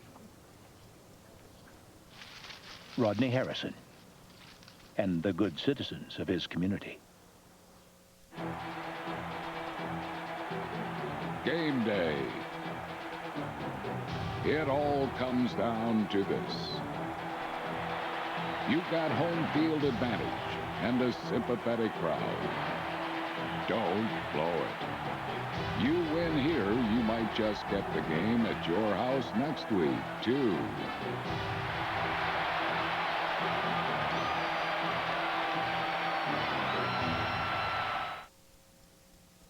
This is a CBS News update. America fights back. John Roberts reporting from CBS News World Headquarters in New York. Good afternoon. President Bush went to ground zero today, 2 months after the September 11th attacks. The names of 86 countries which lost citizens in the attack were read and their flags displayed. United Front rebels took on Taliban snipers as they claimed more victories in northern Afghanistan and targeted the major city of Herat. They wouldn't rule out attacking the Afghani capital of Kabul, despite President Bush's urging not to. On the CBS News program Face the Nation, Defense Secretary Donald Rumsfeld today cast doubt on Osama bin Laden's claim to have nuclear capability. We have a great deal of intelligence that says over a period of years, the Al-Qaeda organization has been actively trying to acquire chemical, biological, and radiation and/or nuclear weapons. I think it's unlikely he has a nuclear weapon. In other headlines, bin Laden disavowed responsibility for the anthrax attacks. The White House and Hollywood executives huddled on how the entertainment business can help in the war on terrorism. And the Vietnam Veterans Memorial was the site of Veterans Day observances. Stay with CBS News and this CBS station for the latest on America Fights Back, including a complete update on tonight's CBS Evening News. Until then, I'm John Roberts, CBS News in New York. We'll see you soon. Join Lucy and your favorite stars for the I Love Lucy 50th anniversary, CBS tonight. Their lives may be a mess. 3-day notice. We having a technical difficulties with our water system. It ain't working. But now, it's time that you start upping our pay. If y'all find upping in the dictionary, that's when I'm gonna up and do that. it's time to clean up. Snoop Dogg, Dr. Dre, DJ Pooh, George Wallace, The Wash. We got a call about the music. We'll try to keep it down for you. Turn that back up. Rated R starts Wednesday, November 14th at theaters everywhere. It's a toy. You don't like it. No, it's great. You know, you're always going on and on about I how know, much... I know. As they say, it's the thought that counts. Hey, look, I really like it. It's the nicest.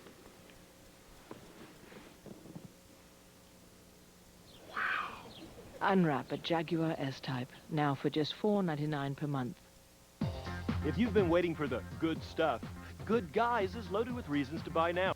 Palm organizers, Sprint wireless phones with web access, complete JVC stereo systems, your choice $99.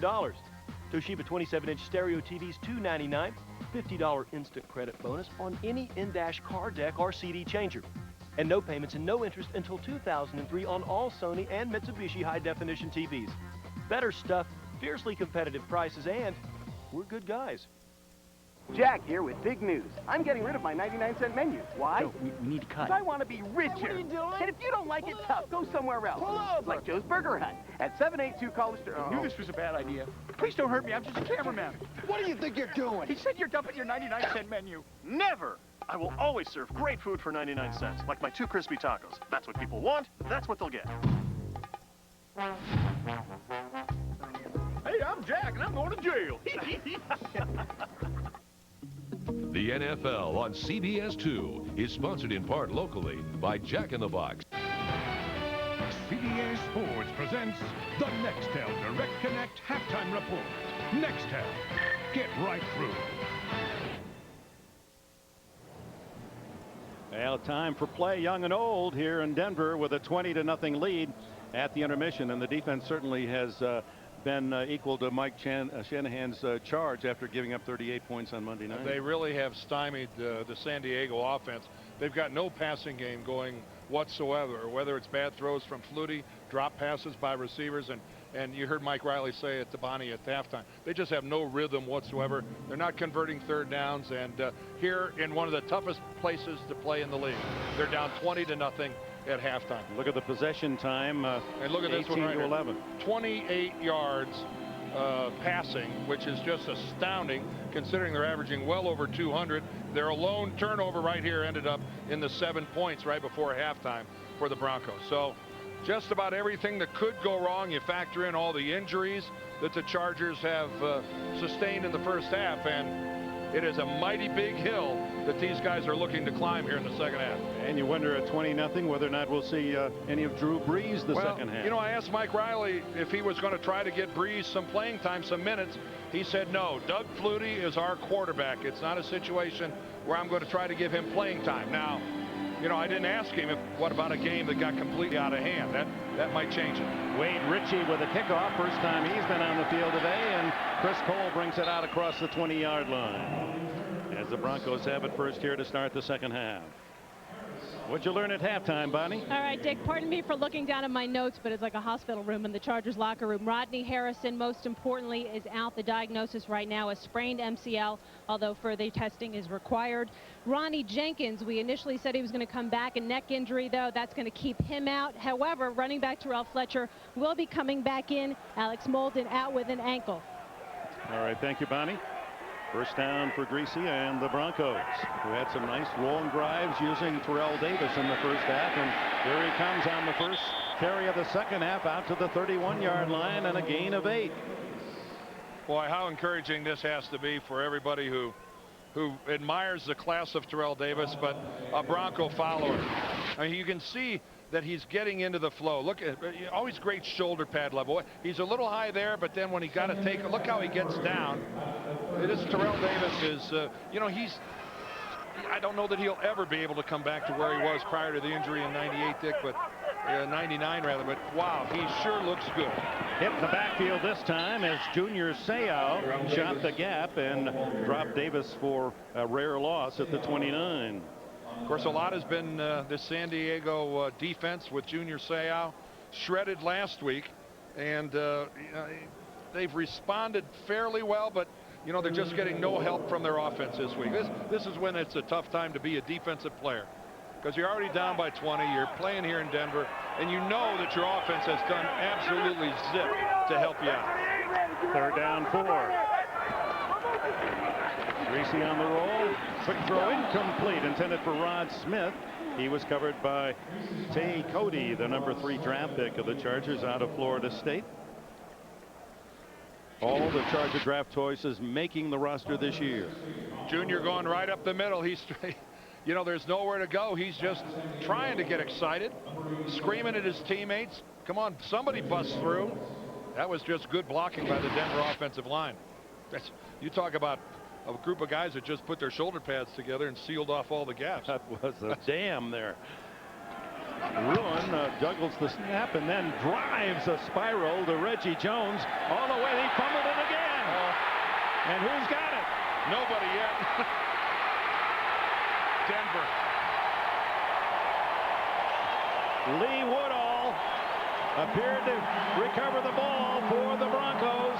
Reggie Jones, 2 chances, 2 muffs. Well, the first time we gave him the benefit of the doubt and said maybe the sun was a factor. Catches the ball against his chest, not with his hands. Not on that one. Right through the wickets. Yeah, tried to signal a fair catch. You saw him doing it. I don't know if that distracted him, the motion of signaling for the fair catch, but wow. This is just all falling apart. The wheels are coming completely off the Chargers here in Denver. Keith Burns credited with the recovery of that muff punt. First and goal, Greasy at the 9-yard line. Terrell Davis. And he's to the 6-yard line. Bonnie. Well, Dick, interestingly enough, when I asked Riley what he told his team to try to settle him down, he said, take one series at a time, but most importantly, the players on special teams have to be alert, because that's going to could be what it comes down to. And what Reggie Jones just did completely goes against everything that Riley was just talking about.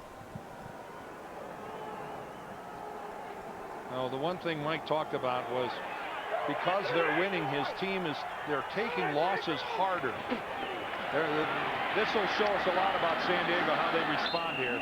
Davis dropped for a loss back at the 10 as Ray Lee Johnson, number 99, there with a tackle.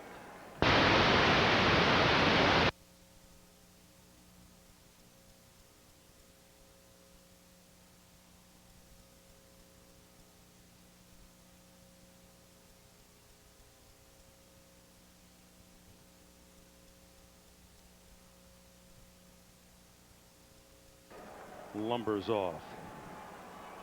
How come big guys lumber? The little guys are up on their toes more. Greasy over the middle, incomplete, and a good defensive play diving in to break it up was Rogers Beckett, the safety man.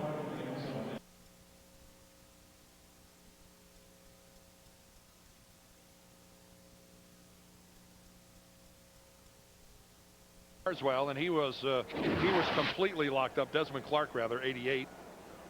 And so another field goal attempt for Jason Elam, who kicked 2 short ones in the first half. They're both less than 30 yards, and this one will be 26. And the Broncos get a gift 3. The recovery of the muff punt that leads to a 23-0 advantage.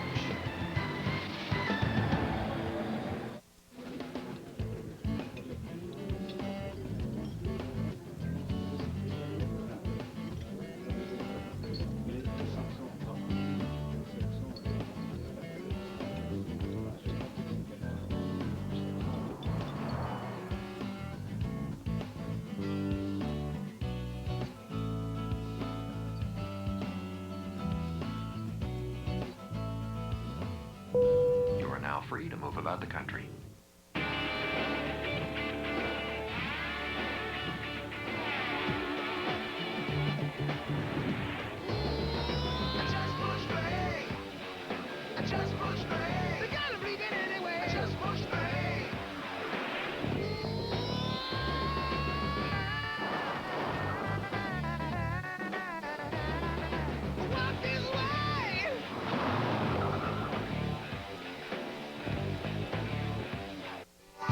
There's a light in your soul that says you're one of a kind.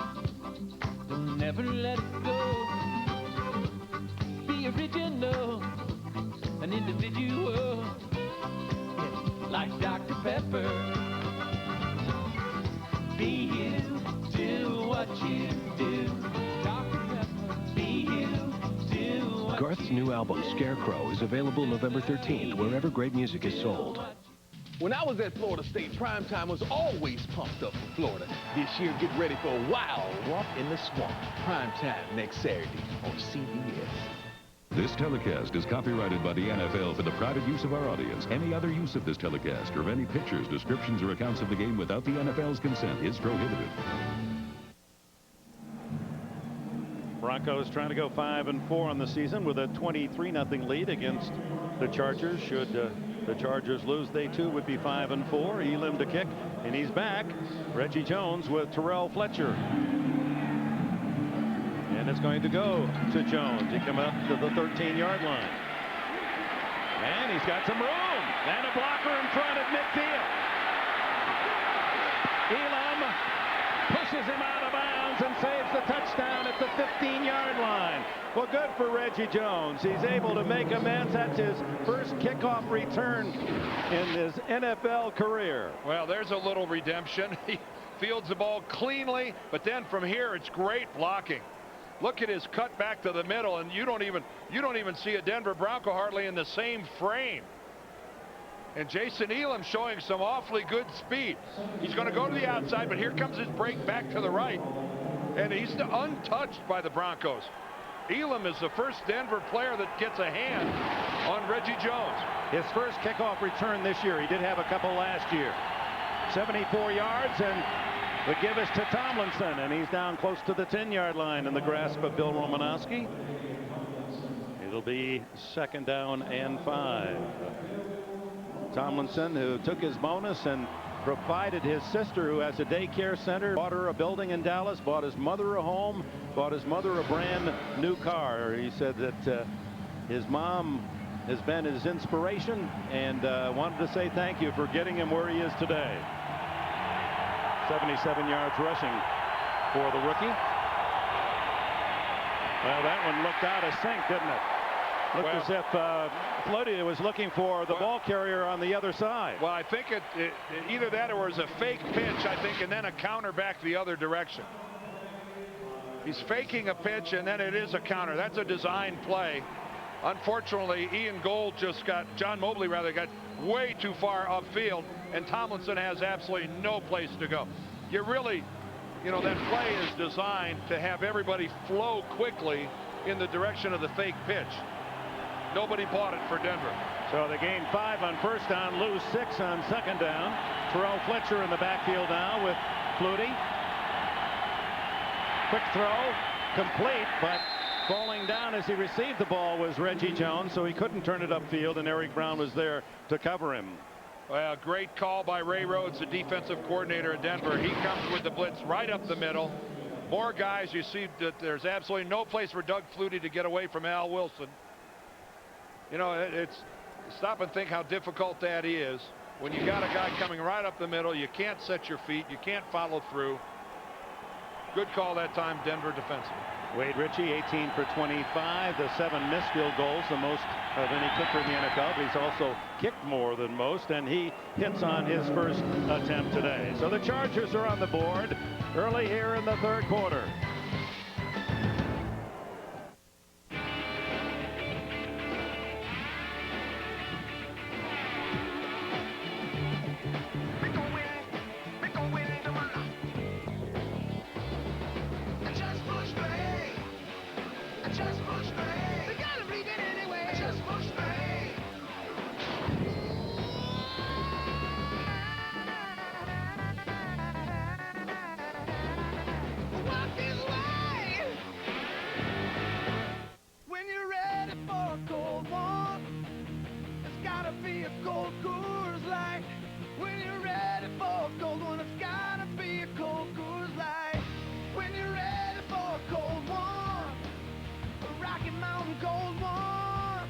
There's cold, and then there's Coors Light. Frost brewed for that Rocky Mountain cold taste. When you're ready for a cold one, it's gotta be a cold Coors Light. He was arrested during a rescue attempt.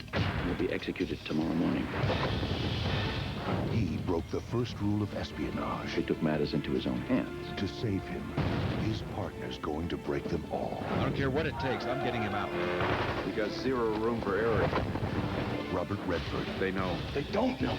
They'll be waiting. Brad Pitt. I'm coming home. Get out of the way! Spy Game. Rated R. At theaters Wednesday, November 21st. The NFL on CBS is sponsored by Southwest Airlines, proud sponsor of the NFL and official airline of Super Bowl 36. Burger King, home of the Whopper. And by Dodge. You can take life as it comes, or you can grab life by the horns. Dodge. We're back in the Mile High City with a reminder tonight on 60 Minutes. What was it that caused the nightmares that terrified New York's tough police commissioner? He'll tell you tonight on 60 Minutes. So Richie with the field goal to get San Diego its first points of this game. We have 9:42 remaining in the third quarter. 23-3. The home team leading, and the high kick to the goal line. Chris Cole out to the 20s, spun around, still on his feet. Now he's got some running room. And the kicker, Richie, able to drag him down by the collar at the 49-yard line. Boy, it's not often on a kickoff return where you get to see a guy come to virtually a dead stop and be able to change directions like that. Cole, who played at Texas A&M, a third-round pick a year ago. You know, normally the big returns happen by a guy who's got continuous motion upfield. Let's take a look. Well, that's one way you get it going. Look at that block right there by Eric Brown. First down, Greasy from his own 48. Underneath, wide open Davis. Tackled at the Charger 45. As Holosek and Dixon collaborated on the stop. Yeah, good pass protection afforded Brian Greasy the opportunity to go through his checkdowns. He worked his way through his progressions and finally found Terrell Davis standing alone in the middle. Chargers with only one sack today. They had 21 coming in. It's been a very solid.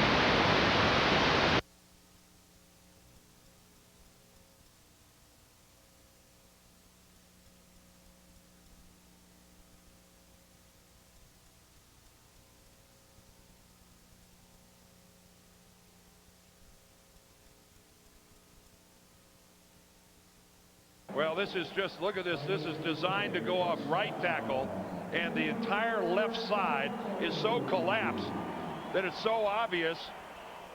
Where's Junior Seau, you ask? Well, he's caught in the pile. That's Tom Nalen. He just got nowhere to go from behind, but the entire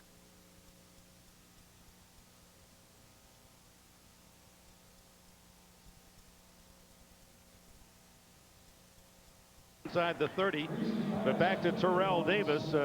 He gained 70 yards in his return to the lineup against Oakland on Monday night. He has 71 yards today, and it is pleasing to see that Davis, with all the knee surgeries and the injuries, is running in a style that is remindful of his most valuable player days here in Denver, leading the Broncos to a couple of Super Bowl titles. And you see how carefully the Broncos are handling him. He'll go for 3 plays and then come out and take his blow on the sideline. Mike Anderson is now in the backfield. He gets the call, and he's in the open. Brought down by an ankle as Rogers Beckett makes the tackle, but Anderson gives Denver another first down. Well, this is good play calling, but it's even better execution by the 11 guys playing offense for Denver. The blocking at the point of attack, you can see the San Diego front 7 are just being removed. It's up to the secondary to make these tackles. Holosek is caught up in the traffic. Gerald Dixon, they get around to his side. This is just really a case where Denver's offense right now is just cracking, and they are blocking everybody in a white shirt. Greasy. And he'll have to run it out of bounds, chased out by Marcellus O'Wiley, and that might be ruled a sack. As Greasy did not get back to the line of scrimmage, or did he? It was awfully close. It's tough to see. That'll be up to the official score. It's right on the mark. If it goes down as a sack, you know, we saw an 18-yard sack earlier. That might be a 1.8-inch sack. Mini and a monster, huh? Davis back in the ball game, and Carter, the blocking back in front of him. And movement by Dwayne Carswell, the tight end. Well, San Diego was jamming the line of scrimmage. Prior to snap, false start, 89. That's what's really hard offense. for an offensive player. 5-yard penalty. You see they've tipped their hand. Remains They're coming with the second blitz. down. Man, it's tough to just choke your motor right there and not jump. And when Junior fakes a blitz, and when not fakes, but when he gets ready to cut, you know it because your entire week is based on where's Say out. And by that time, you see, though, by the time he's across the ball, Carswell has already moved a yard downfield. So 2nd and 15. And Davis up the middle. Oh, look at that hole. Gallops down to the 15-yard line where it'll be 3rd down and about 7. Junior Seau trailing the play made the tackle. Dan, you brought up the fact that the well, let's take another look at this play. It's talk about. Do you call that a hole? Is that a chasm? Is that a? I don't know. Let's just look at the blocking up front by Dan Neal, by Matt Lepsis. Just a spectacular piece of offensive line play by the Denver Broncos. 3rd down, Greasy scrambling and has to throw it away as he was being pursued by Rayleigh Johnson.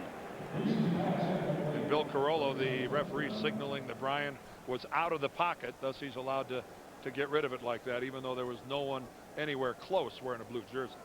So Jason Elam comes on to try for his 4th consecutive field goal.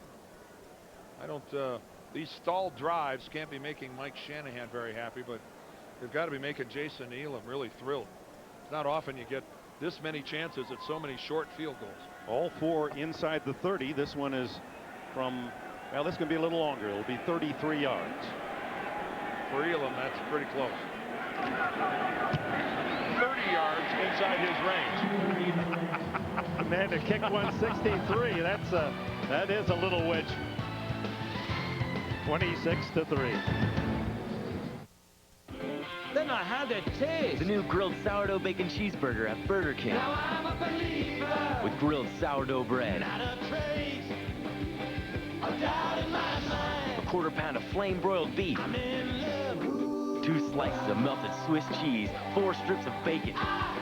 The new grilled sourdough bacon cheeseburger will make you a believer. Now for a limited time at Burger King. Shrek, the biggest movie of the year. Now available wherever videos are sold. Look at this workmanship. Could make a lot of lira selling these in New York. Yeah, look at these prices. These guys don't know what they got. They're clueless. Try asking the old guy if he can handle a production of 10,000 of these. No problem, senora. What's it say? They have 2 million units warehoused in New Jersey. New Jersey? New Jersey. New Jersey. The right infrastructure can take your business anywhere, even New Jersey. Bye-bye.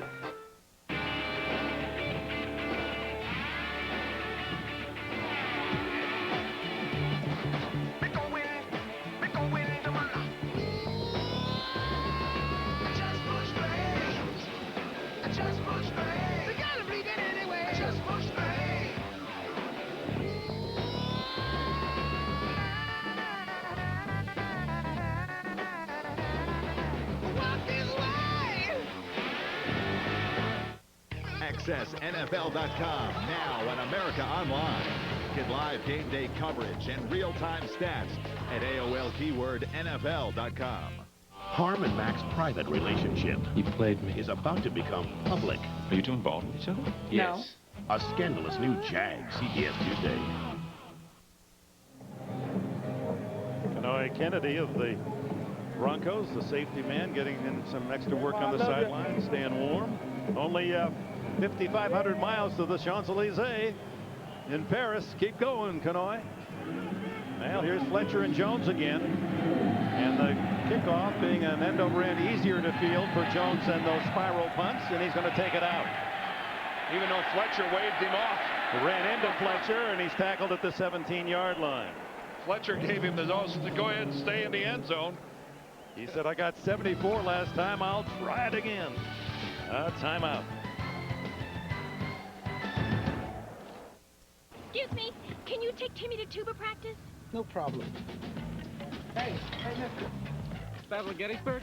No problem. Can you take me to the truck, please? No problem. Tu peux nous amener à l'école?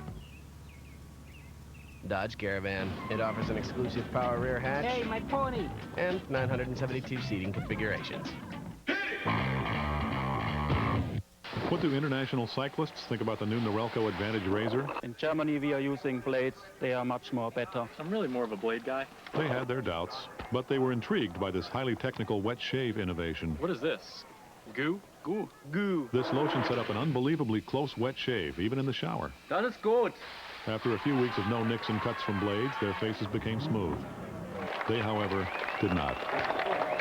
The new Norelco Advantage, the only electric razor with built-in shaving lotion.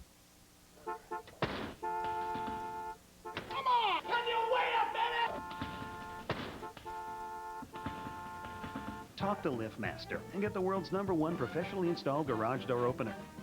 Call LiftMaster now. Hey, it's Dark Mountain Roast Coffee. Real robust, full-body coffee. Always fresh. As good or better than any coffee house. And it costs less. Dark Mountain Roast Coffee. Only at 7-Eleven. Get it while it's hot. It's always hot. Yeah. Old day, Kevin. The NFL on CBS is sponsored by Budweiser, with a crisp, clean, refreshing taste you'll find in no other beer.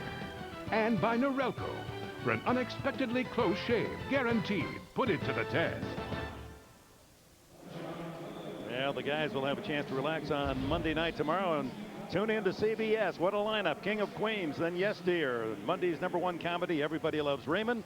Then stay tuned for Ted Danson and Becker. Don't miss an all-new Family Law. It's all here. Blockbuster Monday night on CBS.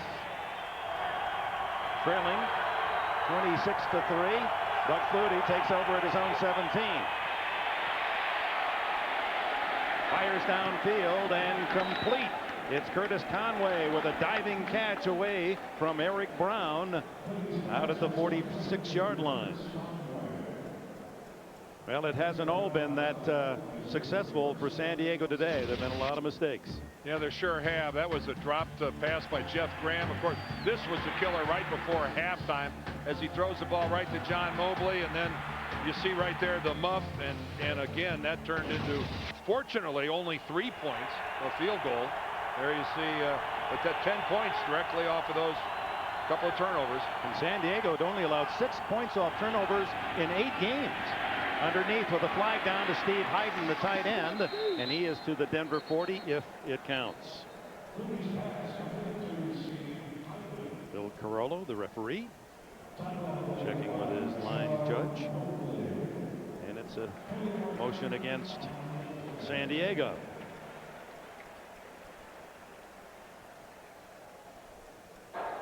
Illegal shift on the offense, 2-man moving. Not all on the setting before the snap. 5-yard penalty, first down. So that denies a first down and takes him back to the 40. Mike Riley, not a very demonstrative coach on the sideline. He keeps his passion and his frustrations on the inside. He thinks it's counterproductive to really rant and rave on the sideline. Although going 1 and 15, I don't know how he did it.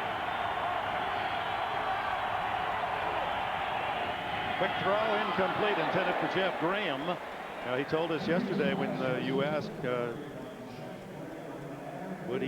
was he fearful of losing his job last year, and of course that had to be a concern, but Alex Spanos, the owner of the Chargers in the Carolina game late in the season, went into the locker room and announced that the coach next year would be Mike Riley, and it earned a very positive response. I mean, the players love the guy.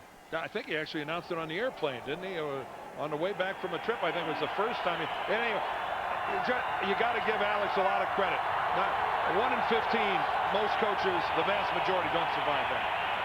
Screen to Tomlinson. Great defensive play by Keith Washington, the veteran, and able to reach out, deny the block, and also take away what could have been a long gainer. Keith Washington all the way to your left. This is a zone blitz. He's a defensive end. He dropped back into the flat, playing a defensive position more like a linebacker, and then he closes like a linebacker and makes the tackle. That's versatility for a defensive end. 3rd down 11 at the 44.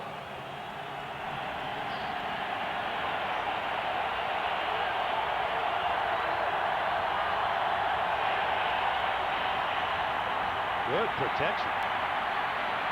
And now long flirty for Fred Jones, incomplete.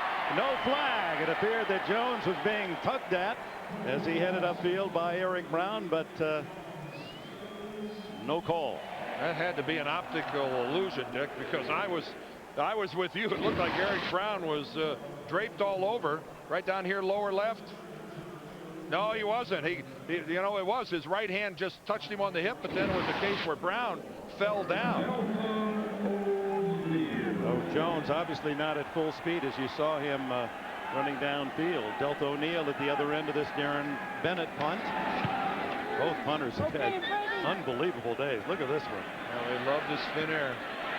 It takes the bounce into the end zone. So Bennett will have a 56, but only 36 net on that one. Broncos have it again when we come back, leading by 23.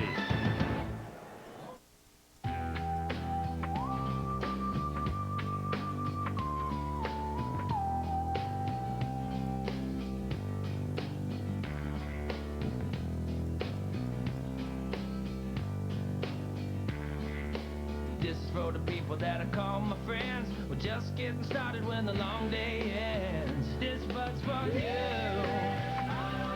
And you and you and you. This but's for you.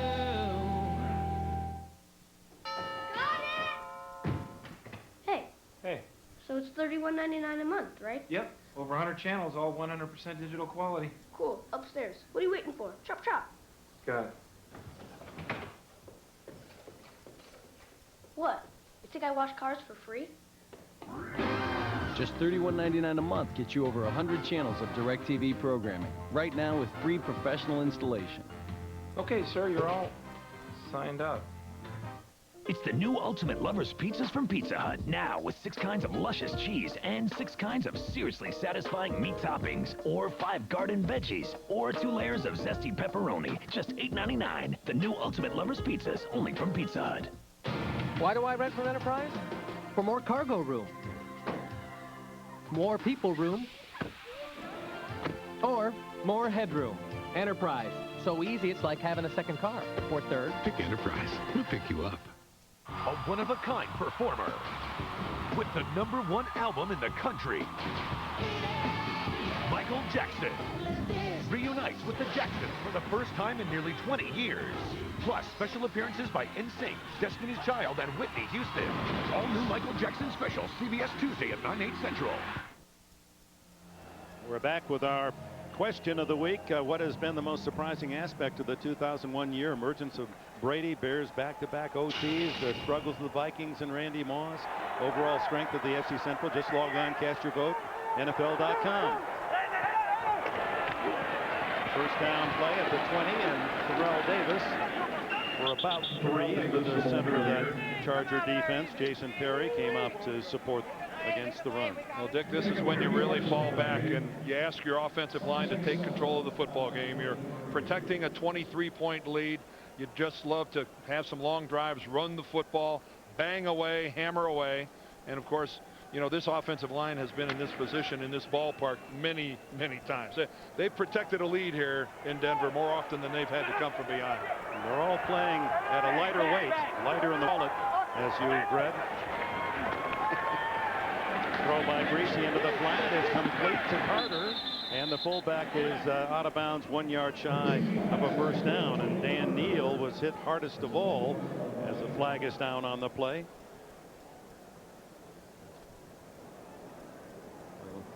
Illegal procedure or full start, one or the other, against Shanahan's Broncos.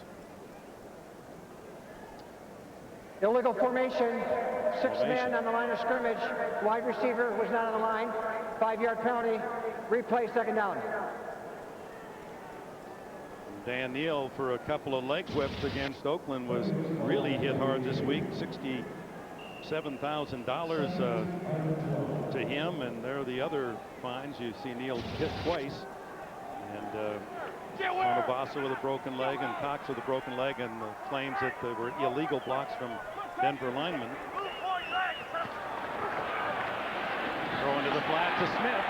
And Smith fighting for the first down is close, but wrestled down at the 28 by Tay Cody. And it'll bring up 3rd down and 2. When Rod Smith gets up grimacing, and he's hobbling. Runs off under his own power, but on a hop. Well, you'll see this a lot, Dick, when a receiver is tackled up high like this, and then his legs, a lot of times they get caught underneath. That time he looked like he was able to kick them out from underneath, and it shouldn't have been a factor with his legs. But I think with a big lead like this, Rod Smith might be he might be sideline material for a while. Number 1 in the league in catches with 67. He has 5 today. Whoops. That would be a penalty. As Chris Cole in motion started forward before the snap. And Mike Shanahan is going to be furious that he's seeing a loss of concentration. Prior to the snap, false start, 84, offense, 5-yard penalty, 3rd down. Cole's in motion, and of course he can't start a field until the snap of the football, and he either mistimed it, misjudged it, heard something that he thought, you know, what am I doing over here? I am so dumb. But you know, coaches hate this. You get a lead. You know they had 1 penalty for illegal formation. Now you get a false start. Boy, it drives coaches wild. 3rd and 6 for Greasy.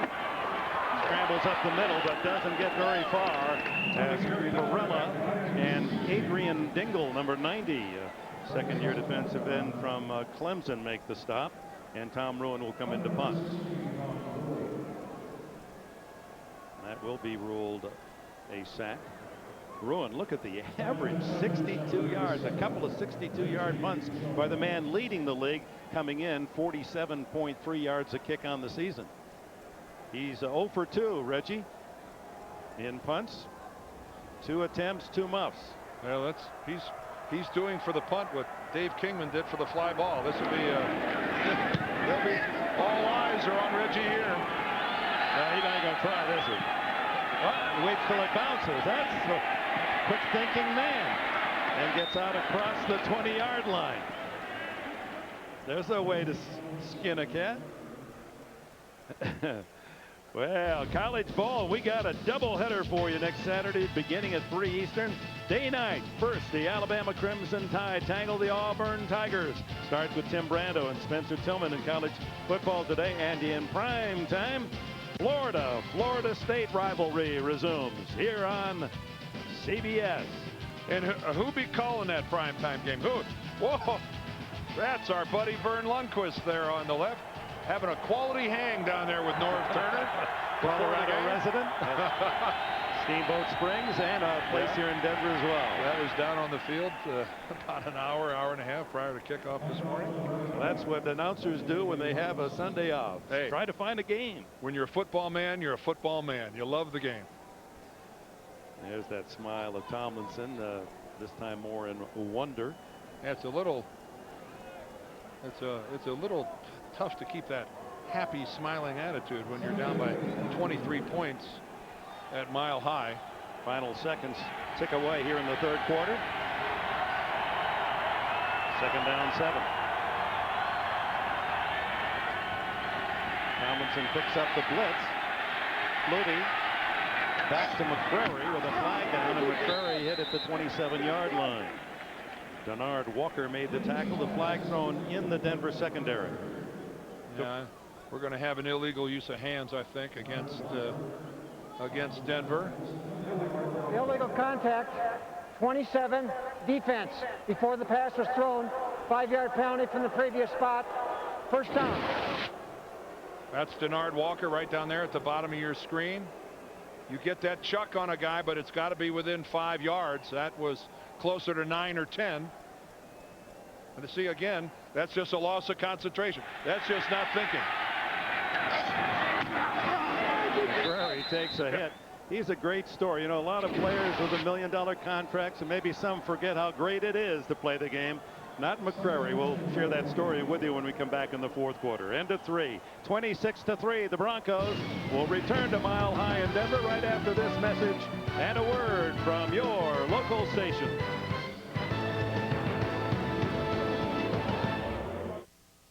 For years I had a nightmare. New York's Police Commissioner Bernie Carrick bears his soul to Mike Wallace tonight on 60 Minutes. Survivor, Thursday on CBS. It's all here.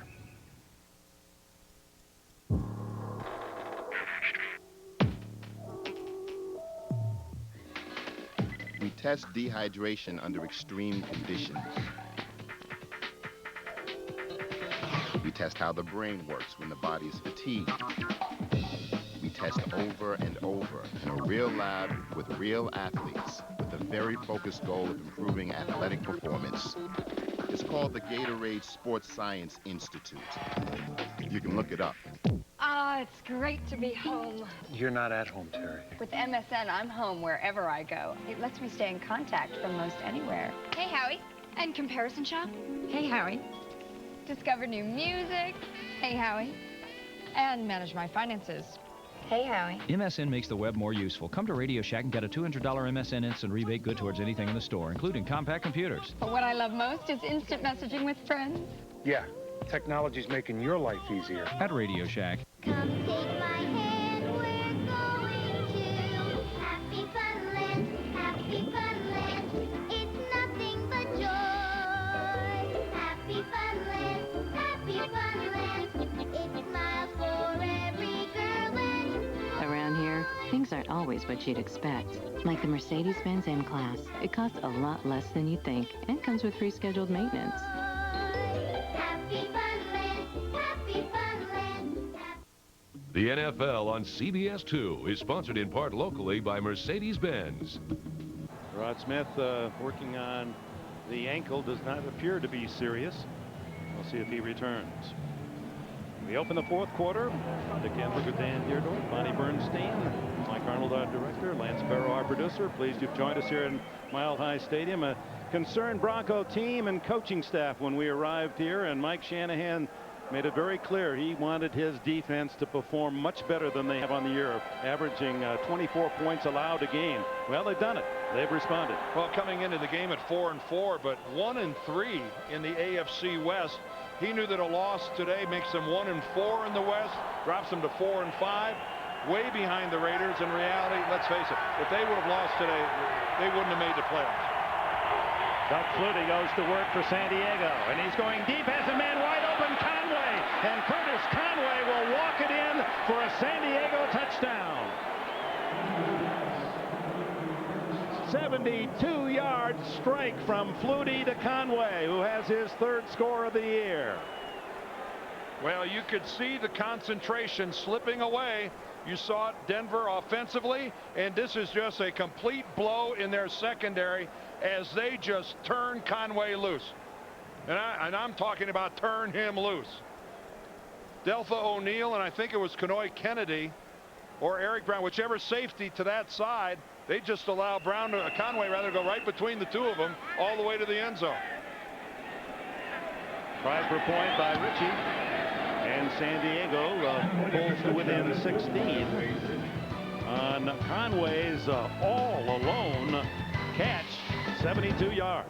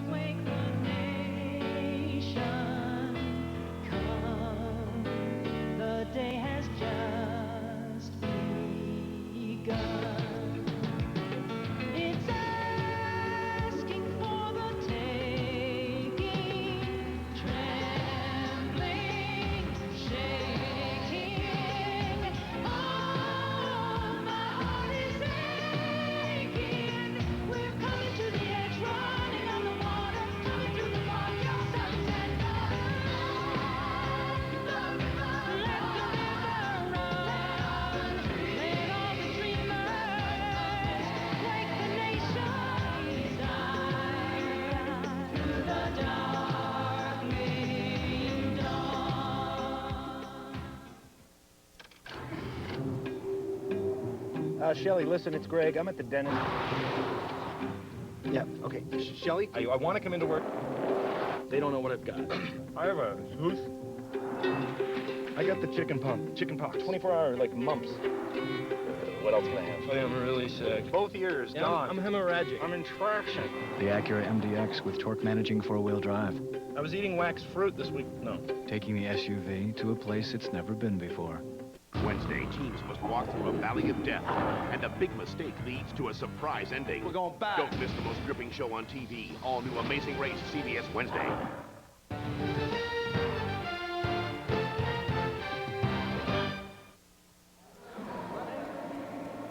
So the Broncos double-checking the coverage on that touchdown strike that left Curtis Conway all alone behind the Denver defense. And the 11 touchdowns, as you add Conway's to the count, the most allowed by a defense in the NFL this year. The cornerbacks, that is. Chris Cole is back as Richie, who has replaced John Carney as the Charger place kicker because he hits the ball deep, and he gets into this one 5 yards deep, and Cole will kneel down and take the touchback. Let's go back to the touchdown, Dave. Well, here's Deltha O'Neal right here, the cornerback, and here's Conway right down. But O'Neal thinks he's got help. O'Neal is going to play like it's a zone defense. You're going to see right here, he releases Curtis Conway, thinking he's got help in the deep middle. He's got him right there, but he's going to come off of him, playing a zone. Well, guess what? It looks to me like he was the only guy on that defense that was playing a zone. No, that's just a mental error. It's just a lack of concentration, and Al Wilson's got every reason to be upset. On first down, give inside to Terrell Davis. So Davis, despite his injuries and the fact that, as Mike Shanahan called it, he's not football tough yet. Well, he's going to build some welts today. He's had plenty of action. 22 carries, 84 yards. Gain of 2 on that play. Early in the fourth quarter, and the Denver lead down to 16. Well, Smith back in the game after the taped ankle. Greasy. He finds the open man in the flat, and it's Tony Carter. Another catch for Carter, who had 3 receptions all year. He's had 3 today.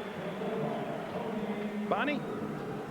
Well, Dick, we watched Terrell Davis, and he looks back to normal, but really his weekly routine is anything but. You want to know what he does during his lunch hour? He doesn't eat. He told us, I spend 10 to 15 minutes in the hot tub, then I get massaged, then I put on a whole ton of Flexol, then I put heat pads on, and then I go out to practice. Talk about somebody who really longs for the days where he could just strap the pads on and go. Well, there's a lot to how you take care of your body away from the game, and the players are treating themselves. It's hardly hedonistic, so that they are fresh on the Sundays. John Perella makes another tackle. Davis, the carrier. Well, it's been a busy day for Terrell Davis. As many times as Dick has called him out, he's been the recipient of some mighty fine blocking as this game has gone on, but he's been active in the passing game, whether it's over the middle or catching a flare to the outside. But this former NFL most valuable player, it's just nice to see him showing some of the flashes of the guy who gained over 2,000 yards in the second season. Greasy has to scramble, and nobody comes over to push him out of bounds, so he just keeps running and is close to a first down out at the 46-yard line. Chargers hardly hustled to the ball. Well, he was getting he had a receiver. I couldn't see the number. We'll see here on replay, who's on the sideline down in front of Brian Greasy, and who's making a block on one of the Chargers. Is that Rod Smith? Yeah, Rod Smith. Look at him, how he ties up Tay Cody and keeps him from getting a hit on his quarterback. And again, we document what a complete player Rod Smith is. Well, talk about all pro.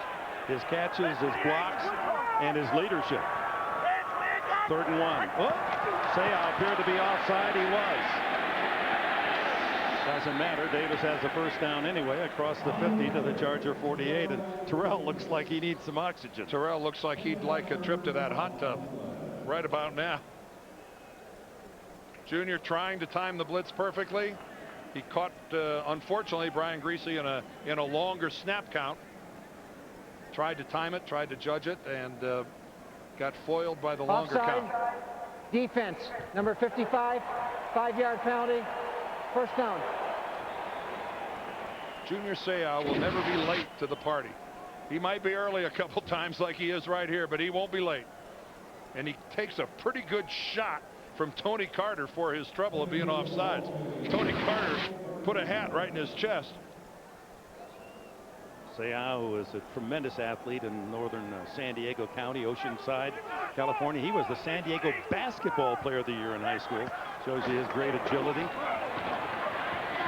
It is Mike Anderson who is in now to give Terrell Davis a breather. And Anderson leads the Broncos this year in rushing, 442 yards coming in.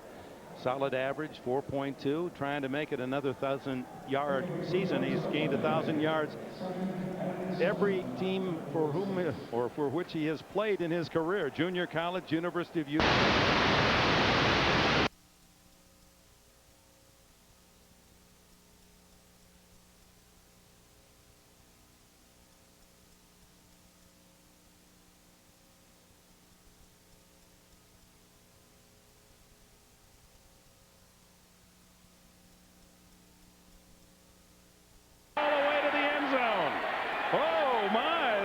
Changes the complexion of this game. Greasy in trying to elude the sack as Gerald Dixon had come in on a blitz, just kind of threw it up for grabs, and it bounced kindly to Ray Lee Johnson. And San Diego's going to go for 2 to try to get within 8 points.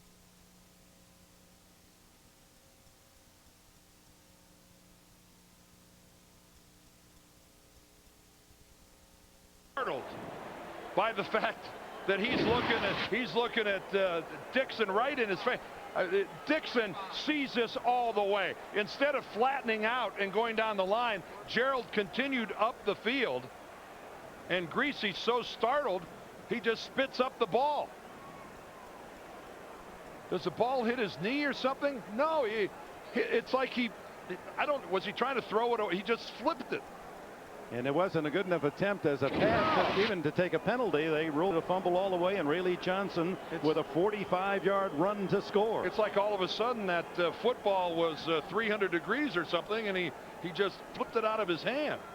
So the score now is 26-16. Well, and that's why they're going for 2, Dick, because if they make it 26-18, then a touchdown and a 2-pointer would send this game into overtime. And plenty of time left, just under 11 minutes. Now they're going to challenge the call. Is that we couldn't hear Bill Carollo's announcement. His field mic hasn't been working all game.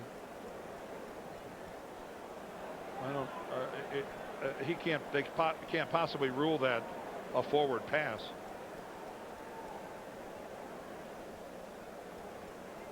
Well, I guess anything's possible, but if you ruled that a forward pass, then the penalty would be you'd have to have thrown a flag on the field for intentional grounding, would you not? Because Brian Greasy is in the pocket. And you see Carollo looking at it all the way, the referee. I don't believe that he has traveled outside the pocket. Oh, he had not.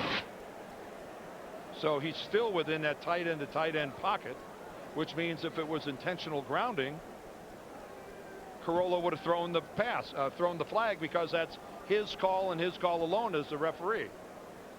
So the call on the field obviously is a fumble, and Carollo will have to see something that would be very dramatic to change his mind. He'd have to overturn himself. Exactly right. Bad position to be in.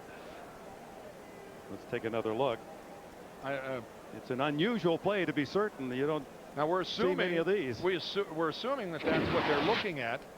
You know, if that's the determination he's trying to make, I can't imagine what else would come into play here. That I don't see how that could possibly call. Although, you know, whatever Brian did, whatever we're going to ultimately call this, he appears to have done it on purpose. It just was, he didn't have time to really make a good throw out of it, and he just let it leave his hand. But if Bill Carollo's the referee and he thought that was a pass, he would have blown the whistle, stopping the play. That's what you do after an incomplete pass. You blow the whistle. He did not blow the whistle, which means this was a continuous play that ended up with a San Diego touchdown. Now, maybe we'll see Carollo in this picture. He's right behind Greasy, looking at it all the way. No, can't quite see him. Yeah, you could see him from the other angle. Kudos right off the bat, though, to Gerald Dixon. He made it all happen by continuing his upfield rush. After reviewing the play, it's been determined that the quarterback's pass was not forward. It was deemed as a live ball, touchdown, San Diego. So it's ruled a fumble or a lateral pass, in essence. He threw it backward and it's a live ball. That's a different angle. Well, let's look at this again.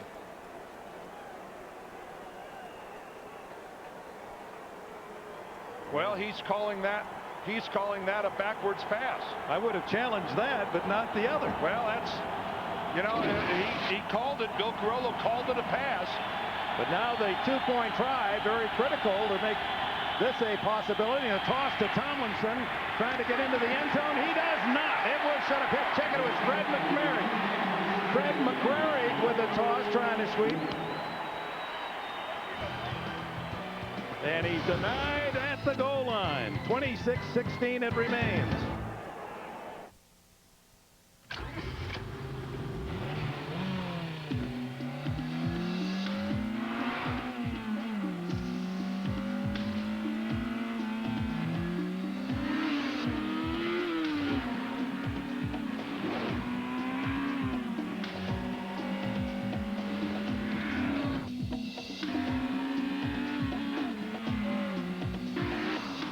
The all-new 200 horsepower Acura RSX.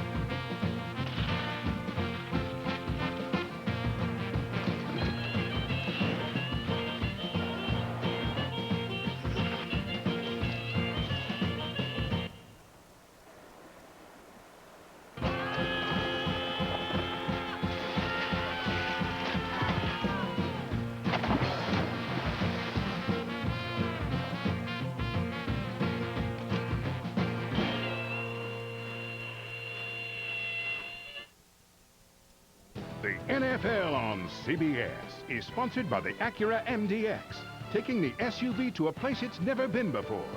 MasterCard. There are some things money can't buy. For everything else, there's MasterCard. And by Rocky Mountain Cold Coors Light. Are you ready for a cold one? Well, the Chargers denied on the two-point conversion as Terrell Fletcher stopped at the 1-yard line by Eric Brown. Solid tackle, and it's 26-16 now. A 10-point game. And, of course, 10 points in San Diego mistakes. The interception by Doug Flutie just prior to halftime. The muffed punt. And look what we've got. The 10-point differential in this ballgame. Ritchie to kick it off to Chris Cole. There's a line drive. 8-yard steep. Cole will take the touchback. Now let's go back to the two-point conversion. Well, this would have made it a one-score to tie deal here. But this is just, look at the flow. And, you know, you almost sensed at the last second right there that Fletcher had to make a decision at some time to just really sell out in going for the end zone. And he just kept going parallel to the line of scrimmage for so long that by the time he got to the sideline, he never did get to turn his shoulders upfield. Terrell Davis back in at tailback, and Greasy to throw on first down. Fires complete. Beckett made the tackle as Desmond Clark with the reception, a short gainer of about 4 or 5. Well, right now, defensively, San Diego, even with all the injured personnel, they've got to be charged a little bit right now. I mean, they've got to see that this is a winnable football game, even with all the mistakes that they have made.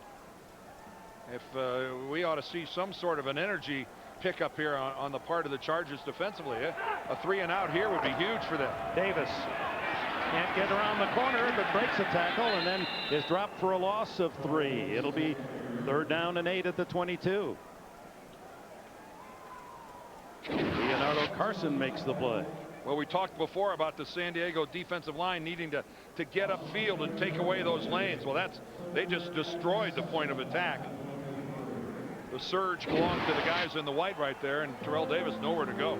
Carson, who's in the lineup, Jamal Williams injured earlier this year, and Coach Mike Riley said, I give him an A on his performance the first half of this season. 3rd and 8.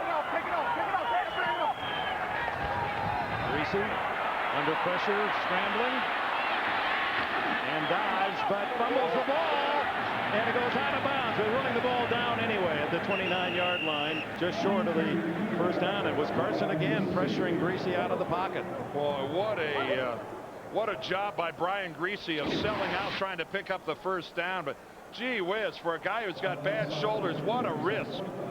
What a risk as he dives head first like that. Boy, were his knees down when that ball came out? That was pretty close.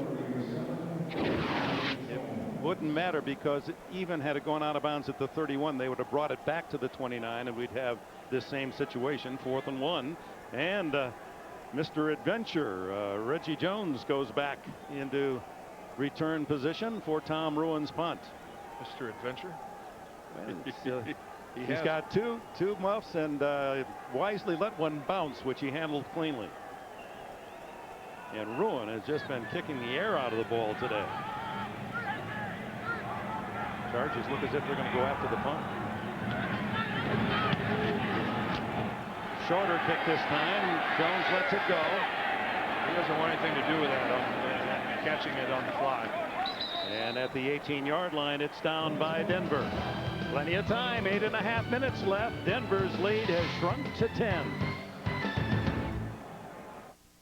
It was the mountains and the snow and the water below. Are you ready? And you will know it's cold at last when the Coors Light hits your glass. Are you ready for a cold one? Are you ready for a cold Coors Light? Are you ready?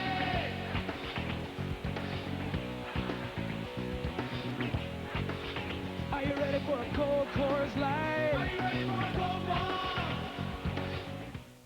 Me and Joel are a lot like the new back seat's supposed to be. Yeah. We're like a 60-40 split. Look, I'm 40. You can put me down. Right. Joel stays up. I stay up. Or you can put me up. And then I go down. Space camp for your daughter, priceless. Grand Prix lessons for your dad, priceless. A celebrity chef for your sister, priceless. Getting them something that wasn't on their list, priceless. Use your MasterCard to win 5 priceless gifts, including an African safari. There are some things money can't buy. For everything else, there's MasterCard. I heard that the new model is way more spacious. Yeah. Oh, yeah. Awesome. Because I was just thinking, like, hey, well, what if I gain 500 pounds? Mm-hmm. You know, yeah. I mean, you never know when glandular thing's going to kick in. You never know. Tonight, CBS presents the I Love Lucy 50th Anniversary Special with never-before-seen footage and a countdown to the top 10 funniest episodes. Wait for me! Join Cher, Dick Van Dyke, Whoopi Goldberg, plus many more for an all-star tribute to TV's best comedy. You can't miss the I Love Lucy 50th Anniversary Special, CBS tonight. Chargers have made it interesting, and they have the ball at their 19. Yeah, they've maximized their plays, haven't they? 13 points off of one offensive play. 72-yard touchdown pass to Conway, and a fumble return 45 yards by Rayleigh Johnson. Flutie goes to the sidelines, and it's complete to LaDainian Tomlinson, who's knocked out of bounds by Denard Walker at the 27-yard line, a gain of about 8. Well, you want to move to the huddle with some urgency, but there's really no need to run any sort of a panic offense. There's a lot of time left in this game, and Doug Flutie, he won't rattle. Chargers have all 3 timeouts. Quick throw, incomplete through the hands of Reggie Jones. Jones comes up limping. And it's been a lot of action here in the fourth quarter. Here's the pass that Dick just talked about to a wide-open Curtis Conway. The mistake in the Denver secondary. And then Brian Greasy, startled, surrenders the football. Ruled a backward pass, and Ray Lee Johnson just trots on down to the end zone. And again, you saw it, 13 points off of one offensive play. 3rd and 3, inside handoff to Tomlin. No, it's Fletcher, and Terrell Fletcher out to the 43-yard line and a first down. The 3rd down back, and Tomlinson told us yesterday that make it easier for him as a rookie. Norv Turner said, you won't be in there on 3rd downs. Boy, this was just a good-looking delay. You saw left tackle Damian McIntosh pull up through the line. And right now, you sense a lot of uneasiness here at Invesco Field at Mile High. Fletcher out, Tomlinson in. They're a little startled to see this San Diego comeback. Flutie steps up, down the middle, intercepted. Picked off by Eric Brown. No, it is George Coghill, or are they going to call it a... No, they're calling it an interception. Coghill, who is playing because Kenoy Kennedy is injured, and he makes a shoestring diving catch. Well, you know they're going to take a close look at the replay we're about to bring up. We'll see if Riley challenges. Time out. November 12th. That's right. Oh, yeah. That's right. Well, Oh, A yeah. new chapter will begin. Waiting in. November 12th. No, I got what you call ants in your pants. November 12th, baby. Yeah, no, I really do have ants in my pants. There's a lot of ants around here. You should get some spray.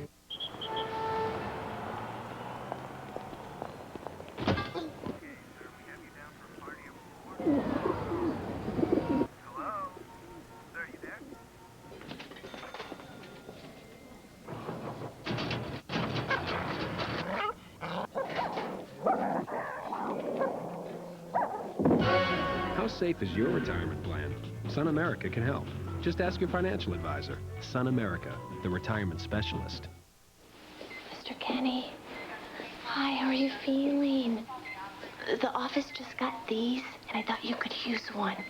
It's not just a cell phone, it's Nextel with Direct Connect, a digital two-way radio. Look, you just push one button, and we're connected. Which means you never have to leave messages. You know, like the one I left you about the elevator being out. With ordinary cell phones, you leave messages, but with Nextel Direct Connect, you get right through. Americans have places to go, things to do, so they go Midas. Alignment, we do that. Air conditioning, we do that. Brakes, we do that. So for total car care by certified technicians, who does it all? Midas. We do that. The NFL on CBS is sponsored by Dr. Pepper and your local Dr. Pepper bottler. Be you, nothing's better. Dr. Pepper. And by Sun America, the retirement specialist.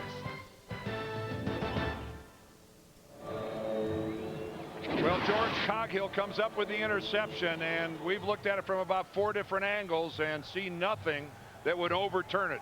He just looked like he did a great job of digging out the football. Some confusion there in Freddie Jones and the pattern that he was running. Doug Flutie thought he was going to break it off, threw it to a point. Jones continued downfield. 3rd career interception for Coghill, and now the Broncos will try to chew up some clock. Leading by 10 and 7 minutes, 18 seconds left. Yeah, when you look at this from behind, see Freddie Jones going down the field there, and either he expected Jones to break off to the right or Curtis Conway to break to his left, one or the other. Chester McLaughlin, he said, I just want to see. Flutie said, just let me see what's happening. Yeah, either between Conway or Jones, there was a miscommunication with their quarterback. Caught in the backfield, Terrell Davis, and a flag goes down as Junior Seau and Ray Lee Johnson make the stop. Holding Denver. Well, the Chargers ranked 2nd in the NFL in turnover ratio, plus 12. Holding 70. Offense. That penalty is declined. 3rd down. But they're a -2 today. After last year being last in the NFL, -28. They gave up the ball 50 times last year.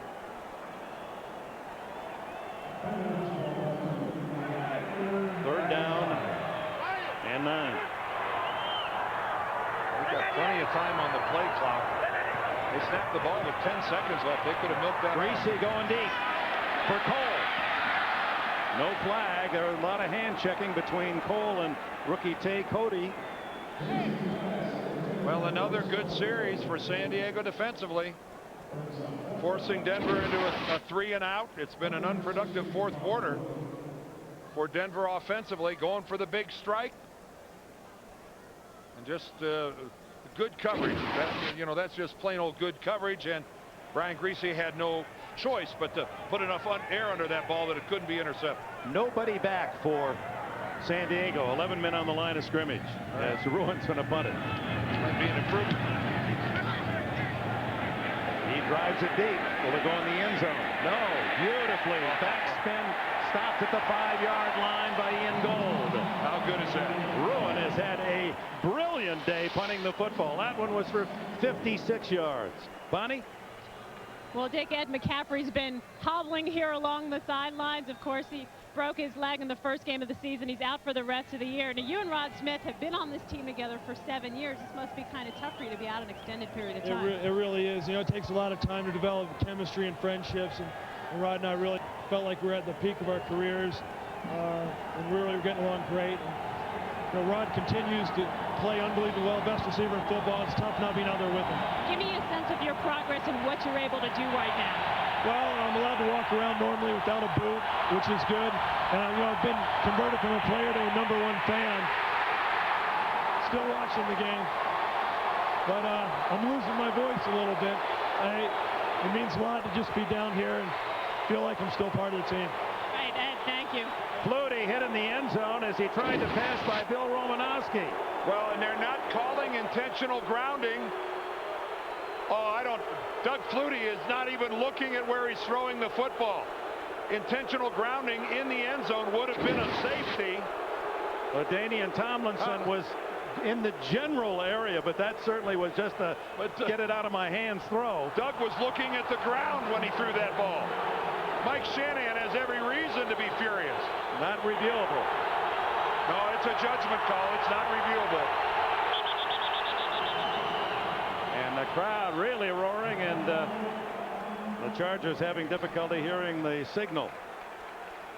I think Bill Carollo's, he got buzzed, I think, by Mike Shanahan, but I don't think it's a judgment call.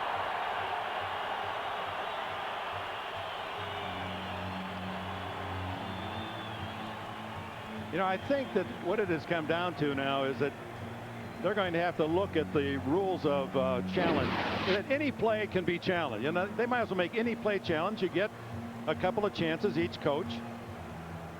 Well, Doug Flutie has his back to where he's throwing the football and turned away from it, just flings the football. Now, the ruling of intentional grounding is throwing the football away to avoid a sack. I think that qualifies. Not a challengeable play. It'll be second down. Number 21 was in the vicinity to catch the ball.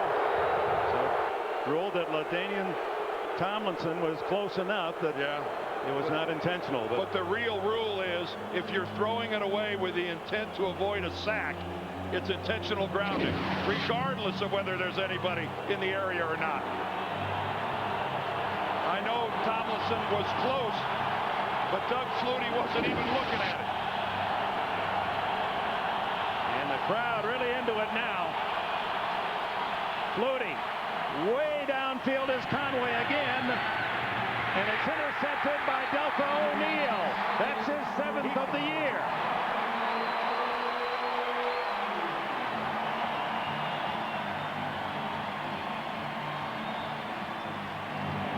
Well, it's just a jump ball. And my first impression was that Curtis Conway went up too soon. Watch when Curtis Conway decides to elevate for this ball. Does he go up a little too early? Yes, he's on his way back down when the ball finally arrives. And Deltha O'Neal is the guy whose hands remain in position to intercept the ball. Curtis just goes up just a hair too soon. A good effort on his part, but just a little bit mistimed. For the moment, Deltha O'Neal leading the NFL with 7 interceptions, and Terrell Davis for a couple on first down. The last time we were here against Kansas City, O'Neal had 1, had 2, had 3, had 4 interceptions to tie the all-time NFL mark. Yeah, got all of them off of Trent Green, the Kansas City quarterback. Although I think he would have told us that he would have loved to have had one of those on Monday night, because the Raiders pretty much they pretty much made it a tough night for Deltha O'Neal, who played in the Bay Area at California. Conway was open, but that was such a long throw that Flutie didn't quite get it to him. Here's Terrell Davis into San Diego territory at the 49. It'll be 3rd down and 5. 5-minute mark coming up in the 4th quarter with Denver once leading by 23. Now protecting that 10-point lead. Here in the 4th quarter, since cutting the lead to 10, San Diego's had 2 possessions that have ended in interceptions in Denver territory. Remember that first series that Denver had where we talked about it looked like they'd lost their focus a little bit? Boy, talk about a precursor of what was to come. Exactly, right on.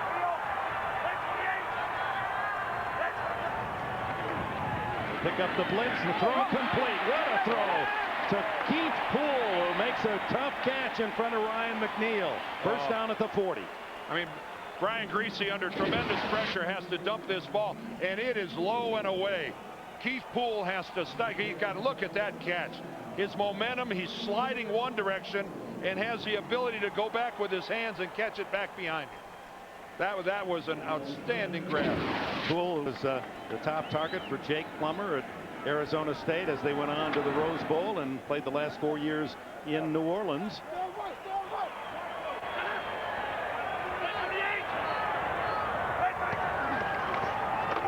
Terrell Davis, and he just looked as if he stopped, not knowing if he was going to lose the ball. He almost lost his head as Junior Seau was there to greet him. Tonight on CBS, of course, at 60 Minutes. And what is it that caused those nightmares that terrified New York's iron tough police commissioner? He's going to tell you tonight on 60 Minutes, and that'll be followed by the new hit series, The Education of Max Bickford. And don't miss the I Love Lucy 50th anniversary special. That ought to be great viewing tonight on CBS. Can you ever look at one of those I Love Lucy and not laugh? Talk about timeless humor. 20-minute time difference of possession to Denver. There's a throw underneath, complete to Davis, and Davis stopped at the 36-yard line by Tay Cody. Now, one thing about Cody, and we'd heard this from the San Diego coaches, he's 5'9", 180, and one of the reasons he wasn't drafted to the 3rd round, although he was a 4-year starter at Florida State, was that he doesn't have great speed, but he's a wonderful tackler. And we've seen him today time and time again, isolated one-on-one. He gets his man down. Timeout, the first used by San Diego.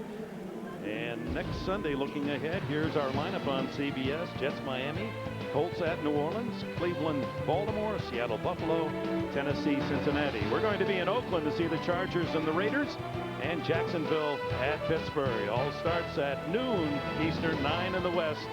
Where'd this guy come from? That's a new addition, huh? It's worth watching just to see what attire Monsieur Sanders is going to wear each week. Man, he's not used to being in the back row. Don't even suggest it. He's doing some terrific work for a relative novice. We always knew he could talk, but he's handling himself with a microphone very, very well. Top grades. It's 3rd down, 6. Blitz on Davis, and John Holisek coming through a gap makes the tackle. Holisek, who had 100 tackles or more each of the last 3 years at Buffalo and wasn't signed by the Bills, so he joined the migration west, Buffalo to San Diego. And San Diego takes another timeout. That leaves them with 1 left. They've got the 2-minute warning, of course. That'll stop the clock. Well, Doug Flutie has not had a great day. He's been under pressure. Yeah, he really has, Dick. And that was the one that killed right before halftime. He threw it to John Mobley. George Coghill got in on the action, pressured in the end zone. And then, you know, this is all you can hope for is a jump ball with your best receiver and Curtis Conway, and it's Delph O'Neal, though, that comes down with the football. And not a very good couple of weeks for Doug. The concussion last week and well below 50% this week, and 3 interceptions to 1 touchdown. It's been a rough couple of weeks for Doug. To put that in perspective, Flutie had thrown only 4 interceptions in the first 8 games, 3 today. One of the things he does well is protect the ball. Of course, with his scrambling, a chance to buy time and find an open man. Well, it's one of the reasons, Dick, the Chargers have such a good record. Came into this game plus 12. Bruin will get a short punt only because he's kicking from midfield. Jones lets it bounce over his head and almost hit him in the back on the rebound.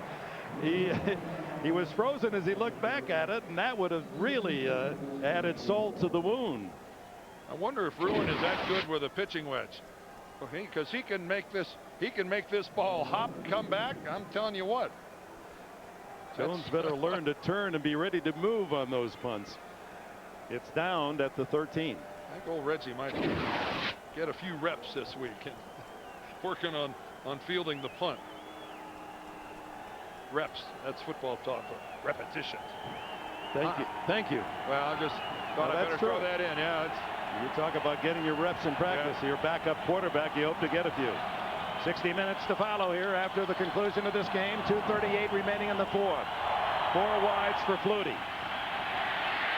Throws the ball incomplete. He threw that one away. Jones had no chance to catch it. Under pressure from Trevor Price, and what a player Price is when you consider he's playing one of those inside tackle spots. He has 5 sacks. You don't get many sacks out of that position, and Price leads his team, and of course is a solid favorite to make it to his 3rd consecutive Pro Bowl. I think your chances of completions are diminished as you're running through the back of your own end zone, having to throw off your heels.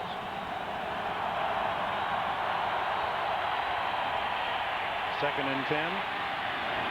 Fletcher playing on a bad ankle, tackled at the 15, gain of 2. Denard Walker made the tackle, and Flutie trying to hurry his team to the line of scrimmage with 2:20 left in the 4th quarter. Denver by 10. Broncos had a big lead at halftime, 20-0, built that to 26-3 in the 3rd quarter. Flutie fires, intercepted. It's Jimmy Spencer, the veteran corner. His first as a Bronco. He's a former Charger, his 24th in his career. And the 4th interception of the day for Doug Flutie. Hey, you got to try to make something happen. He's trying to get the ball to Jeff Graham. There's Graham in the slot, makes his break to the sideline, but I don't know if Doug was expecting Denver to be in a man-to-man defense, but they're sitting in a zone, and Jimmy Spencer just sits there.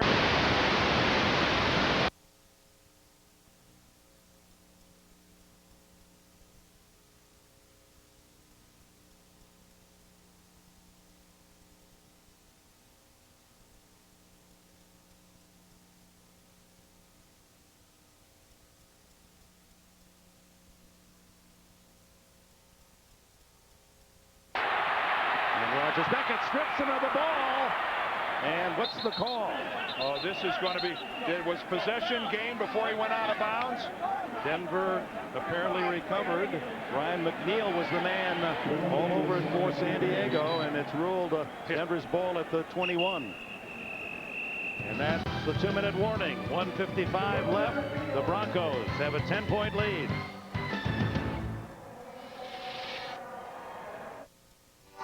There's a light in your soul. It says you're one of a kind. Don't never let it go.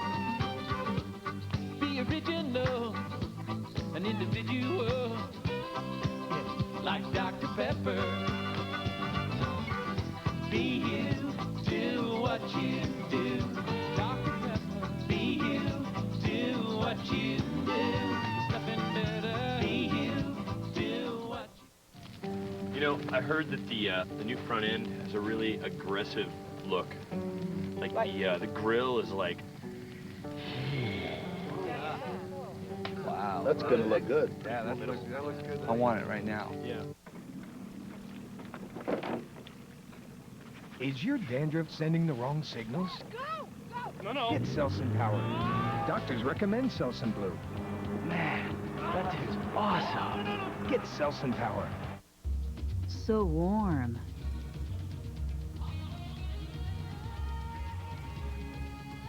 So ancient.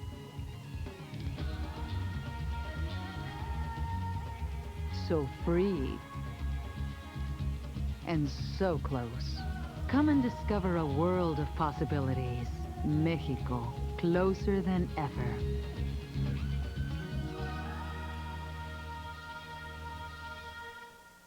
A crime scene in the sandbox. A clue in the victim. Got a pair of saline leads. A case that starts out weird turns into murder with a kink. Welcome to Lady Heather's Dominion. There's one thing you learn on this job, is that human beings are capable of anything. All new CSI, see you Thursday after Survivor. What's really critical right here is Ryan McNeil, when he gets possession of this fumble, is out of bounds. You'll see that his leg is out of bounds. As he's going after the ball, look at his right leg. You see his right leg and his right foot are out of bounds. That's why Denver retains possession of the football, Dick. But McNeil, a good strip there, and for the Denver Broncos, this win will encourage their hopes to maybe catch the Raiders, who play tonight in Seattle. But the Raiders certainly look to be the class of the West thus far. Yeah, they really do. This was kind of a sloppy game by both teams. They're both going to come out of this with the same record. They will have split their series here this season. So I think both of these teams have a lot of work to do, and I agree with you, Dick, to catch the Raiders. Terrell Davis with the carry on first down, and let's check on other actions. Let's go to Jim in New York. All right, thank you very much, Dick. The Giants win in the desert. Here's a touchdown pass, Collins to Hilliard. But the big story was Tiki Barber today, 118 rushing yards. Giants win it 17-10, 5-4 now in the year. Minnesota next week. Back to you. And that moves them into first place in the NFC East ahead of Philadelphia, defeated today as the Chargers spend their final timeout. And let's look at the AFC Western standings, with Oakland playing tonight at Seattle and a perfect record in the division. Seahawks are 3-4, and San Diego and Denver will both be 5-4 based on the Broncos closing out the final minute and 48 seconds. Well, not only is Oakland the class of the division, I think a lot of people would say that they're the class of the entire AFC. They just seem to be the team, both in all three facets of the game, offense, defense, and special teams, that seem to have a leg up on everybody. Teams like the Cardinals in the NFC and the Raiders in the AFC. You know, it's funny you should say that. That's really what most people were thinking. Most people in need of a long vacation. Looking ahead to New Orleans. Davis, as the Broncos stay on the ground, just protecting the ball, and smothered by quintet of white jerseys. Now, Dick, when you said Cardinals, were you tugging my chain, no, or were you talking about the St. Louis Rams? St. Louis Rams, but see, I just thought it would bring up a conversation about your great Cardinal career. See, I thought I took it that you were yanking me a little bit, and I still think you were. Well, nobody's perfect. And I wouldn't be the first time.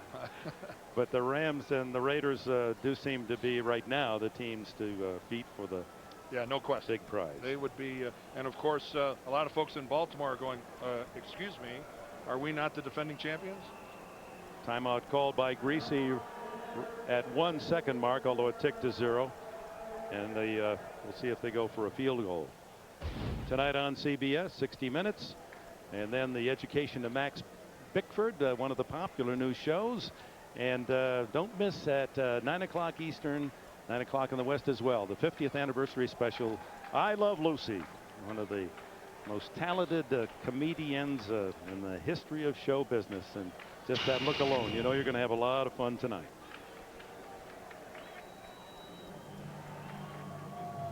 Well, Brian Greasy, Doug Flutie, and Flutie, for the first time in his NFL career, has thrown 4 interceptions in one game. But in his behalf, 3 of those came after San Diego closed to make this a game at 26-16. 3 of those came trying to make something happen here in the fourth quarter, and the Broncos opportunistic and picking off 3 of the 4 that they logged today. John, hustle out, John, hustle out, Fourth down, and not going for a field goal. Mike Shanahan doesn't want to risk the possibility of a block. It's 4th and 10. Fake, and Greasy has a man open, but doesn't throw it. He's run out of bounds. No, he stays inbounds, but on the change of possession, the clock will stop. 55 seconds left. So Flutie and the Chargers are back out for a desperation try, trailing by 10 as most of the faithful here in Denver headed for the highways. Well, I think the Mike Shanahan had to be thinking that with no timeouts, that San Diego, you're asking the impossible to score twice in 55 seconds, given the fact that they're starting inside their own 15. The best chance to score would have been a blocked field goal that you could take back the other way. Right. So he weighed the I think he weighed the negatives there. What could have happened on the field goal versus putting them with the football, but 2 scores necessary. Jeff Graham left and Conway right, with Reggie Jones in the slot. And it's incomplete through the hands of Terrell Fletcher as Flutie had to throw around and on rushing defensive lineman Trevor Price. Price has had a huge game. Yeah, he certainly has. A lot of pressure from the Bronco front 4, getting upfield, getting in Doug's face. And of course, let's face it, Doug, not the tallest quarterback in the league. And so defensive linemen know that. They know that you want to seal him, keep him in the middle, and then get in his face. 51 seconds left. To the side, incomplete through the hands of Freddie Jones, and you could see he's really favoring that ankle. Jones, who had a huge season last year, 71 catches to lead the Chargers, 5 touchdowns also to lead, but this year only 19 catches.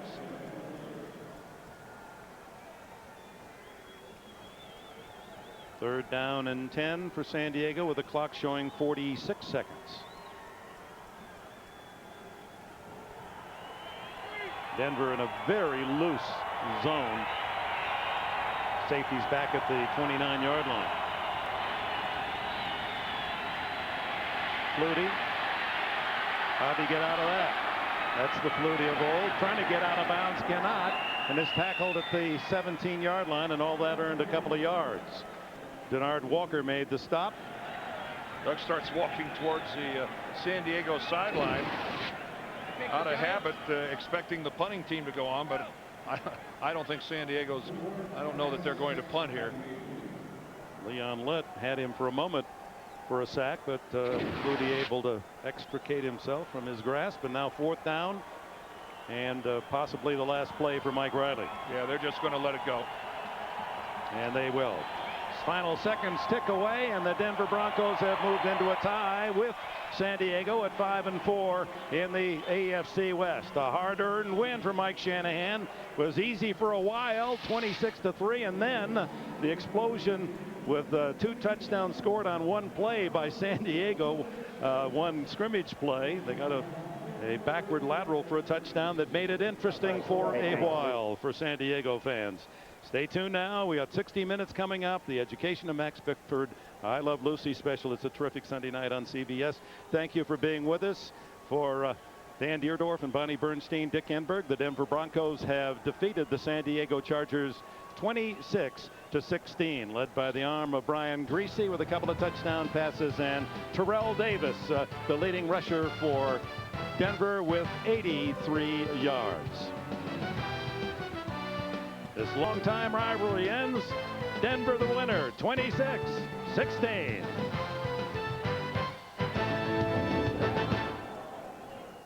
Home Spree.